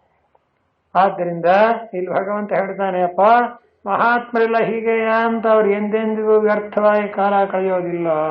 ಜ್ಞಾನ ಯಜ್ಞೇನ ಚಾಪ್ಯನ್ಯೇ ಯಜಂತೋ ಮಾಮುಪಾಸತೆ ಏಕತ್ವೇನ ಪೃಥಕ್ತ್ವೇನ. ಇದಕ್ಕೆಲ್ಲ ಮನಸ್ಸಿನ ಏಕಾಗ್ರತೆ ಬಹಳ ಮುಖ್ಯವಾದದ್ದು. 1 ಏಕಾಗ್ರತೆ ಬರಬೇಕಾದ್ರೆ ಮನಃಶುದ್ಧಿ, ಚಿತ್ತಶುದ್ಧಿ. ವೇದಾಂತಕ್ಕೆಲ್ಲ ಅದು ತಳಹದಿಗೆ. ಅಂತಃಕರಣ ಎಷ್ಟು ಶುದ್ಧವಾಗಿರುತ್ತೋ ಅದು. ಅಂತಃಕರಣ ಶುದ್ಧವಾಗಬೇಕಾದ್ರೆ ಏನು ಮಾಡಬೇಕು? ಆಹಾರ ಶುದ್ಧಿ. ಛಾಂದೋಗ್ಯ ಪ್ರಶ್ನೆ. ಆಹಾರ ಶುದ್ಧವು ಸತ್ವಶುದ್ಧಿ, ಸತ್ವಶುದ್ಧವು ಧ್ರುವ ಸ್ಮೃತಿ, ಸ್ಮೃತಿರಂಭೆ ಸರ್ವಗ್ರಂಥೀನಾಂ ವಿಪ್ರಮೋಕ್ಷ ಅಂತಾರೆ ಛಾಂದೋಗ್ಯ ಪ್ರಶ್ನೆ ಮಂತ್ರ. ನಿಮ್ಮ ಆಹಾರ ಶುದ್ಧಿಯಾಗಿದ್ದರೆ ಅಂತಃಕರಣ ಶುದ್ಧಿ ಆಗುತ್ತೆ. ಮತ್ತಲ್ಲಿ ಶಂಕರಾಚಾರ್ಯ ಆಹಾರ ಅಂದರೆ ಆಹ್ರಿಯತೆ ಇತ್ಯಾಹಾರ ಅಂತ. ಹೊಟ್ಟೆಗೆ ತಿನ್ನೋದು ಮಾತ್ರ ಆಹಾರ ಅಂತಲ್ಲ. ಕಣ್ಣಿಂದ ನೋಡಿದ್ದು, ಕಿವಿಯಿಂದ ಕೇಳಿದ್ದು, ಮೂಗಿಂದ ಮುಸಿದ್ದು, ಚಿಂತನೆ ಮಾಡಿದ್ದು ಎಲ್ಲ ಆಹಾರವೇ ಅಂತ. ಅಂದ್ರೆ ಏನಾಯ್ತು? ಒಳ್ಳೆಯದನ್ನೇ ನೋಡು. ಅದಕ್ಕೆ ದಾಸರು ಹೇಳ್ತಾರಲ್ಲ, ನೋಡುವುದೇ ಕಣ್ಣು, ಕೇಳುವುದೇ ಕಿವಿ, ಪಾಡುವುದೇ ವದನ, ಮುಂದೆ ರಂಗಯ್ಯನ. ಅದೇ ನಿಜವಾದ ಆಹಾರ ಶುದ್ಧಿ ಅಂತ. ಆಹಾರ ಶುದ್ಧಿ ಆದರೆ ಅಂತಃಕರಣ ಶುದ್ಧಿ. ಅಂತಃಕರಣ ಶುದ್ಧಿ ಆದರೆ ನಿರಂತರವಾಗಿ ಮನಸ್ಸು ದೃಢವಾಗಿ ಪರಮಾತ್ಮನ ಚಿಂತನೆಯಲ್ಲಿ ನಿಲ್ಲುತ್ತೆ. ಒಂದು ಕ್ಷಣವೂ ನಿಲ್ಲಲ್ಲ ಅಂತ ನಾವು ಕಂಪ್ಲೇಂಟ್ ಮಾಡ್ತೀವಲ್ಲ, ಇಲ್ಲಿಂದ ಶುರು ಮಾಡಿ. ಸಾತ್ವಿಕವಾದ ಆಹಾರ ತಗೊಳ್ಳಿ, ಅಂತಃಕರಣ ಶುದ್ಧಿ ಆಗುತ್ತೆ. ಆದರೆ ನಿಮಗೆ ಧ್ರುವಾಸ್ಮೃತಿ ನಿರಂತರವಾಗಿ ಬರುತ್ತದೆ. ಇದಿಷ್ಟೇ ಮಹಾತ್ಮರಾದಂಥ ಅವರು ನಮಗೆ ಮಾಡಿ ತೋರಿಸ್ತಾ ಇದ್ದಾರೆ. ಅದೊಂದು ಆದರ್ಶ. ಹೀಗಾಗಿ ಏನಾಗುತ್ತೆ? ಜ್ಞಾನಯಜ್ಞೇನ ಚಾಪ್ಯನಾಗಿ ಏಕತ್ವೇನ ಪೃಥಕ್ತ್ವೇನ ಬಹುಧಾ ವಿಶ್ವತೋ ಮುಖಂ. ಇನ್ನ ಭಗವಂತನನ್ನ ಧ್ಯಾನ ಮಾಡುವಾಗ ಏಕತ್ವೇನ, ಒಬ್ಬನೇ ಪರಮಾತ್ಮ ಅಂತ ಬೇಕಾದ್ರೂ ಮಾಡಿ. ಪೃಥಕ್ತ್ವೇನ ಅಂದ್ರೆ ಒಂದೊಂದು ಪ್ರಾಣಿಗಳಲ್ಲೂ ಇದ್ದಾನೆ. ಭೂತೇಶು ಭೂತೇಶು ವಿಚಿತ್ಯ ಧೀರ ಅಂತ ಹೇಳೋ ಹಾಗೆ ಮನುಷ್ಯರಲ್ಲೂ ಇದ್ದಾನೆ, ಪ್ರಾಣಿಗಳಲ್ಲೂ ಇದ್ದಾನೆ, ಪಕ್ಷಿಗಳಲ್ಲೂ ಇದ್ದಾನೆ, ಗಿಡಮರಗಳಲ್ಲೂ ಇದ್ದಾನೆ, ಎಲ್ಲೆಲ್ಲೂ ಇದ್ದಾನೆ ಅಂತ ಪೃಥಕ್ ಪೃಥಕ್ಕಾಗಿ ಎಲ್ಲವನ್ನೂ ಬೇಕಾದ್ರೆ ನೋಡಿ. ಏನೇನು ನೋಡಿದರೂ ಎಲ್ಲವೂ ಆ ಪರಮೇಶ್ವರನೇ ಆಗಿ ಕಂಡು ಬಂದಾಗ ಇದಕ್ಕೆ ಉಪಾಸನಾ ಅಂತ ಹೆಸರು. ಏಕತ್ವೇನ ಪೃಥಕ್ತ್ವೇನ ಬಹುಧಾ ವಿಶ್ವತೋ ಮುಖಂ. ಇನ್ನು ಕೆಲವರು ಪೃಥಕ್ ಅಂದರೆ ಬಿಡುಬಿಡಿಯಾಗು. ಹೇಗೆ? ಆದಿತ್ಯ ಚಂದ್ರಾದಿಭೇದೇನ, ಸೂರ್ಯ ಅಂತಲೋ ಚಂದ್ರ ಅಂತಲೋ ಮತ್ತೊಂದು ಅಂತಲೋ ಏನು ಬೇಕಾದ್ರೂ ಭಗವಂತ ಎಲ್ಲವೂ ಆಗಿರುವಾಗ ಯಾವ ಉಪಾಧಿಯನ್ನ, ಯಾವ ನಿಮಿತ್ತವನ್ನು ಇಟ್ಟುಕೊಂಡು ನೀವು ಭಗವಂತನ ಚಿಂತನೆ ಮಾಡಿದ್ರು ಪಾಸ್ ಮುಗಿದ. ಅದಕ್ಕೆ ಆ ಭಾವನೆ ಬರಬೇಕು. ಇವತ್ತಿಗೂ ಈ ಭಾವನೆ ಇಟ್ಕೊಂಡೇ ಇದೀವಿ ನಾವು. ಇವೊಂದು ಪೂಜೆ ಮಾಡಿ ಸತ್ಯನಾರಾಯಣ ಪೂಜೆ ಅಂತ ಹೋಗ್ತೀವಿ. ನಾ ಎಲ್ರಿಗೂ ಹೇಳ್ತಿರ್ತೀನಿ, ಸತ್ಯನಾರಾಯಣ ಪೂಜೆ ಅಂದ್ಕೊಳ್ಳಿ ಏನು ಮಾಡ್ತೀವಿ? ಒಂದು ಚೊಂಬು ತಗೊಂಬನ್ನಿ, ತೆಂಗಿನಕಾಯಿ ತಗೊಂಬನ್ನಿ, ಮಾವಿನ ಸೊಪ್ಪು ತಗೊಂಬನ್ನಿ ಅಂತೆಲ್ಲ ಹೇಳ್ತಾರೆ. ಎಲ್ಲ ಹಾಕ್ಬಿಟ್ಟು ಆ ಚೊಂಬು ಬಿಟ್ಬಿಟ್ಟು ಅಲಂಕಾರ ಮಾಡಿ ಅದಕ್ಕೆಲ್ಲ ಒಡವೆ ವಸ್ತ್ರ ಎಲ್ಲ ಹಾಕ್ಬಿಟ್ಟು ಸತ್ಯನಾರಾಯಣ ಪೂಜೆ. ಈ ಸತ್ಯನಾರಾಯಣ ಪೂಜೆ ಮಾಡುವಾಗ ಸತ್ಯನಾರಾಯಣ ಅಂತ ನೀವು ಧ್ಯಾನ ಮಾಡ್ತಿರೋ, ಎಲೈ ಚೊಂಬೆ, ಎಲೈ ತೆಂಗಿನಕಾಯಿ ಅಂತ ಯಾರ ಹಾಗೆ ಅಲ್ಲಿ ಮಾಡ್ತಾ ಇರುತ್ತೆ. ಅದು ಅಷ್ಟು ಅಳಿಸಿಬಿಡು ಹೇಳ್ಕೊಂಡು ನಮ್ಮ ಭಾವನೆ ತಾನೇ ಅದು. ಅಲ್ಲಿ ಏನಂತೀವಿ? ಸತ್ಯನಾರಾಯಣ ಪ್ರಾಣ ಪ್ರತಿಷ್ಠೆ ಮಾಡಿದ್ದೀವಿ. ಎಲ್ಲಿಗೆ ಜಪಾನ ಕಳಸ ಅಲ್ಲಾಡು ಸುತ್ಕೊಡುದು. ಸತ್ಯನಾರಾಯಣಂಗೆ ಸಿಹಿಯಾದ ತಿಂಡಿ ಆಗಬೇಕು, ಸಪಾದ ಭಕ್ಷಣೆ ಮಾಡಿ. ಈ ಎಲ್ಲ ಆಚಾರಗಳನ್ನ, ನಿಯಮಗಳನ್ನ, ನಡವಳಿಕೆಗಳನ್ನ ನೋಡಿದರೆ ಪ್ರತಿಯೊಂದರಲ್ಲೂ ವೇದಾಂತವೇ ಸ್ವಾಮಿ. ಲೈಫೇ ವೇದಾಂತವಾಗಿಬಿಡುತ್ತೆ. ಆಮೇಲೆ ಒಂದು ಬೇರೆ ಇಲ್ಲವೇ ಇಲ್ಲ. ಯಾರಂಥವರು ಮಹಾತ್ಮರು? ಇದೇ ಜ್ಞಾನ ಯಜ್ಞ ಏಕತ್ವೇನ ಪೃಥಕ್ತ್ವೇನ. ಈ ಬಿಡಿಬಿಡಿಯಾಗಿ ನೋಡಿ, ಒಂದಾಗಿ ನೋಡಿ, ಪದಾರ್ಥ ನೋಡಿ, ಎಲ್ಲೆಲ್ಲಿ ನೋಡಿದ್ರು ಆ ಭಗವಂತನೇ ನೆನಪಾಗ್ತಾರಪ್ಪ. ಇದು ಒಂದು ರೀತಿಯಾದಂತಹ ಉಪಾಸನೆ. ಉಪಾಸನೆ ಅಂದ್ರೆ ಭಗವಂತನ ಹತ್ತಿರ ಕೂತಿರ್ತೀವಿ, ಇನ್ನೇನು ವ್ಯತ್ಯಾಸ ಇಲ್ಲ. ಎಷ್ಟು ಹೇಳ್ತಾರೋ ಕೇಳಿದಾಗ ಅಷ್ಟೇ ರುಚಿಯಾಗಿರುತ್ತೆ. ಮಾಡೋವಾಗ ಮಾತ್ರ ಇದನ್ನು ಚೆನ್ನಾಗಿ ಅಭ್ಯಾಸ ಮಾಡ್ಕೊ ಬರಬೇಕು. ಇದೇ ಇವತ್ತಿಗೂ ನಮ್ಮ ಯಾವ ಪವಿತ್ರವಾದ ಭರತಖಂಡದ ಸಂಸ್ಕೃತಿಯಲ್ಲಿ ಬಿಟ್ಟಿಲ್ಲ. ಎಷ್ಟು ದೇವಸ್ಥಾನಗಳಿದೆಯೋ, ಎಷ್ಟು ವಿದ್ಯೆ ಇದೆಯೋ, ಎಷ್ಟು ವಿಚಾರಗಳು ನಡೆಯುತ್ತೋ, ಕೆಲವಂತೂ ನಮಗೆ ಗೊತ್ತಿಲ್ಲದೆ ಇರಬಹುದು, ಆದರೆ ಅದ್ಭುತವಾಗಿ ನಡೆಯುತ್ತೆ. ಇದನ್ನೆಲ್ಲ ವೇದಾಂತಕ್ಕೆ ಯಾವುದೂ ವಿರೋಧವಿಲ್ಲ. ಇದೆಲ್ಲ ಆದರೇನೆ ಚಿತ್ತಶುದ್ಧಿಯಾಗಿ ಪರಮಾತ್ಮ ಜ್ಞಾನಕ್ಕೆ ನಾವು ಸಿದ್ಧರಾಗ್ತೀವಿ. ಅದಕ್ಕೋಸ್ಕರ ಭಗವಂತ ಏನಂದ ನೋಡಪ್ಪ, ಮಹಾತ್ಮರೋ ಏಕತ್ವೇನ ಪೃಥಕ್ತ್ವೇನ ಬಹುಧಾ ವಿಶ್ವತೋ ಮುಖಂ ಅಂತ ಹೇಳಿ, ಕೆಲವರು ಒಬ್ಬನೇ ದೇವರು ಅಂತ ಎಲ್ಲವನ್ನು ಏಕರೂಪದಿಂದ ಮಾಡ್ತಾರೆ. ಇನ್ನು ಕೆಲವು ಪೃಥಕ್ ಅಂದ್ರೆ ಬೇರೆ ಬೇರೆ ಅಂತ ಮಾಡ್ತಾರೆ. ಬೇರೆ ಬೇರೆ ಅಂತ ಮಾಡೋದ್ರೊಳಗೂ ಅರ್ಥವಿದೆ. ಪೃಥಕ್ ಅಂದ್ರೆ ಏನೋ ದೇವರೊಬ್ಬನೇ ಅಲ್ವೇ ಅಂತ ಬಾಯಲ್ಲಿ ಹೇಳ್ತೀವಿ. ಇಲ್ಲ ಹಾಗಲ್ಲಪ್ಪ, ಇದು ಈಶ್ವರ, ಇದು ಪಾರ್ವತಿ, ಇದು ಗಣಪತಿ, ಇದು ಸೂರ್ಯ. ಏನು ಸ್ವಾಮಿ ಇಷ್ಟೊಂದು ದೇವರು ನಿಮ್ಮನೆ ಒಳಗೆ ಅಂತ ಕೆಲವ್ರ ಮುಂದಂತೂ ಇಷ್ಟಿಷ್ಟು ದೇವರು ಇಟ್ಟಿರ್ತಾರೆ. ಪೂಜೆ ಆಗುತ್ತೇನೋ ಗೊತ್ತಿಲ್ಲ. ಅಂತೂ ಆ ದೇವ್ರ ಮನೆ ಒಳಗೆ ನೋಡಿದ್ರೆ ಭರ್ತಿ ದೇವರು. ಏನು ಇಷ್ಟೊಂದು ದೇವರಿದೆಯಲ್ಲ, ಅದು ನಮ್ಮಲ್ಲೂ ಅಷ್ಟೊಂದಿವೆ. ಎಷ್ಟೋ ಸಲ ನಮ್ಮ ಮನೆಯವ್ರಿಗೆ ಸ್ವಲ್ಪ ಪಾಪ ಹೆಂಗಸರಿಗೆ ಏನು ಅನ್ಸುತ್ತೆ, ದೇವರು ತೊಳೆಯಬೇಕು ಅಂದ್ರೆ ಒಂದು ಹಗಲೆಲ್ಲ ಹಿಡಿಯುತ್ತೆ. ಯಾಕೆ ಅಷ್ಟು ದೇವರು ಇರುತ್ತಲ್ಲ. ಇಷ್ಟೊಂದು ದೇವರಿಗೆ ಏನು ಮಾಡೋದೀಗ? ಏಕತ್ವೇನ ಪೃಥಕ್ವೇನ ಅಂತ ಶ್ಲೋಕ ಅಷ್ಟು ಭಗವಂತರೇ. ಹೌದು, ಅದ್ರಲ್ಲಿ ಏನು ತಪ್ಪಿಲ್ಲ, ಅಷ್ಟು ನಿಜ. ಒಂದೊಂದನ್ನು ನೋಡಿದಾಗ ಭಗವಂತ ಅನ್ನೋ ಭಾವನೆ ಬರುತ್ತೆ. ಶ್ರದ್ಧೆ ಬೇಕಷ್ಟೇ, ಇನ್ನೇನಿಲ್ಲ. ಶ್ರದ್ಧೆ ಒಂದಿದ್ರೆ ಯಾವ ಕೆಲಸವೂ ಬೇಜಾರಾಗಲ್ಲ. ಶ್ರದ್ಧೆ ಇಲ್ಲದೆ ಹೋದರೆ ಹೇಳಿದ್ರೂ ಪ್ರಯೋಜನ ಇಲ್ಲ. ಮನುಷ್ಯನಿಗಿರೋದೇ ಬಂಡವಾಳ ಅದು ಅಲ್ಲೇ. ಶ್ರದ್ಧಾ ವಿಶ್ವಮಿದಂ ಜಗತ್ ಶ್ರದ್ಧಾಂ ಕಾಮಸ್ಯ ಮಾತರಂ ಅಂತ ವೇದದಲ್ಲೇ ಶ್ರದ್ಧಾ ಸೂಕ್ತ ಅಂತ ಬರುತ್ತೆ. ನಂಗೆ ಬಹಳ ಇಷ್ಟ ಅದು. ಶ್ರದ್ಧೆಯಾಗ್ನಿ ಸಮಿಧ್ಯತೆ ಶ್ರದ್ಧೆಯ ನಿಂದತೆ ಹವಿಹೀನ್ ಶುರು ಮಾಡ್ತಾನೆ. ಹೇಳ್ತಾನೆ ಆ ಋಷಿಯೇ, ಜಗತ್ತೆಲ್ಲ ಶ್ರದ್ಧೆಯಿಂದಲೇ ಬದುಕಿದೆ. ನಿಜ. ಆ ಶ್ರದ್ಧೆ ಇಲ್ಲ ಅಂತಂದ್ರೆ, ಶ್ರದ್ಧೆ ಅಂದ್ರೆ ಪ್ರೀತಿ ಪ್ರೇಮ ಏನು ಬೇಕಾದ್ರೂ ಅರ್ಥ ಮಾಡಿ. ಪೂಜ್ಯವಾದ ವಸ್ತುವಿನಲ್ಲಿರತಕ್ಕಂಥ ಗೌರವ ಅಂತ ಅರ್ಥ. ಹೀಗಾಗಿ ಜ್ಞಾನಿಗಳು ಸಮಸ್ತವನ್ನು ಏಕತ್ವೇನ ಪೃಥಕ್ವೇನ ಅಂತ ಒಂದೊಂದಾಗಿ ಬಿಡಿಬಿಡಿಯಾಗೂ ಮಾಡಬಹುದು. ಎಲ್ಲವೂ ಪರಮಾತ್ಮನೇ ಅಂತ ಮಾಡಿದರೂ ಏನೂ ತಪ್ಪಿಲ್ಲ. ಹೀಗಾಗಿ ಮುಂದಕ್ಕೆ ಅನಂತರ ಮುಂದುವರಿಸೋಣ. ಇಲ್ಲಿಗೇನಾಯಿತು? ವಿಶ್ವರೂಪಂ ಬಹುಧಾ ಪ್ರಕಾರೇಣ ಉಪಾಸನೆ ಮಾಡುತ್ತಾರೆ ಅಂತಾಯಿತು.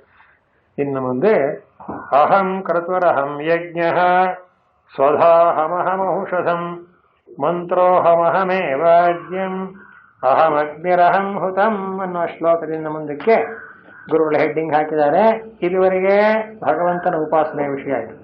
ಇನ್ನು ಭಗವಂತನ ವಿಭೂತಿಗಳು, ಅವನ ಮಹಿಮೆ, ಪರಮಾತ್ಮ ಹೇಗೆ ತೋರ್ಕೋತಾನೆ ಅಂತ ಹೇಳ್ತಾರೆ. ಮತ್ತು ಸಾಯಂಕಾಲ ಮುಂದುವರೆಸೋಣ ಎಂಬಲ್ಲಿಗೆ ಈಗಿನ ಕಾರ್ಯಕ್ರಮ ಮುಕ್ತಾಯವಾಗ್ತದೆ. ಹರಿ ಓಂ ಶ್ರೀ ಕೃಷ್ಣಾರ್ಪಣ.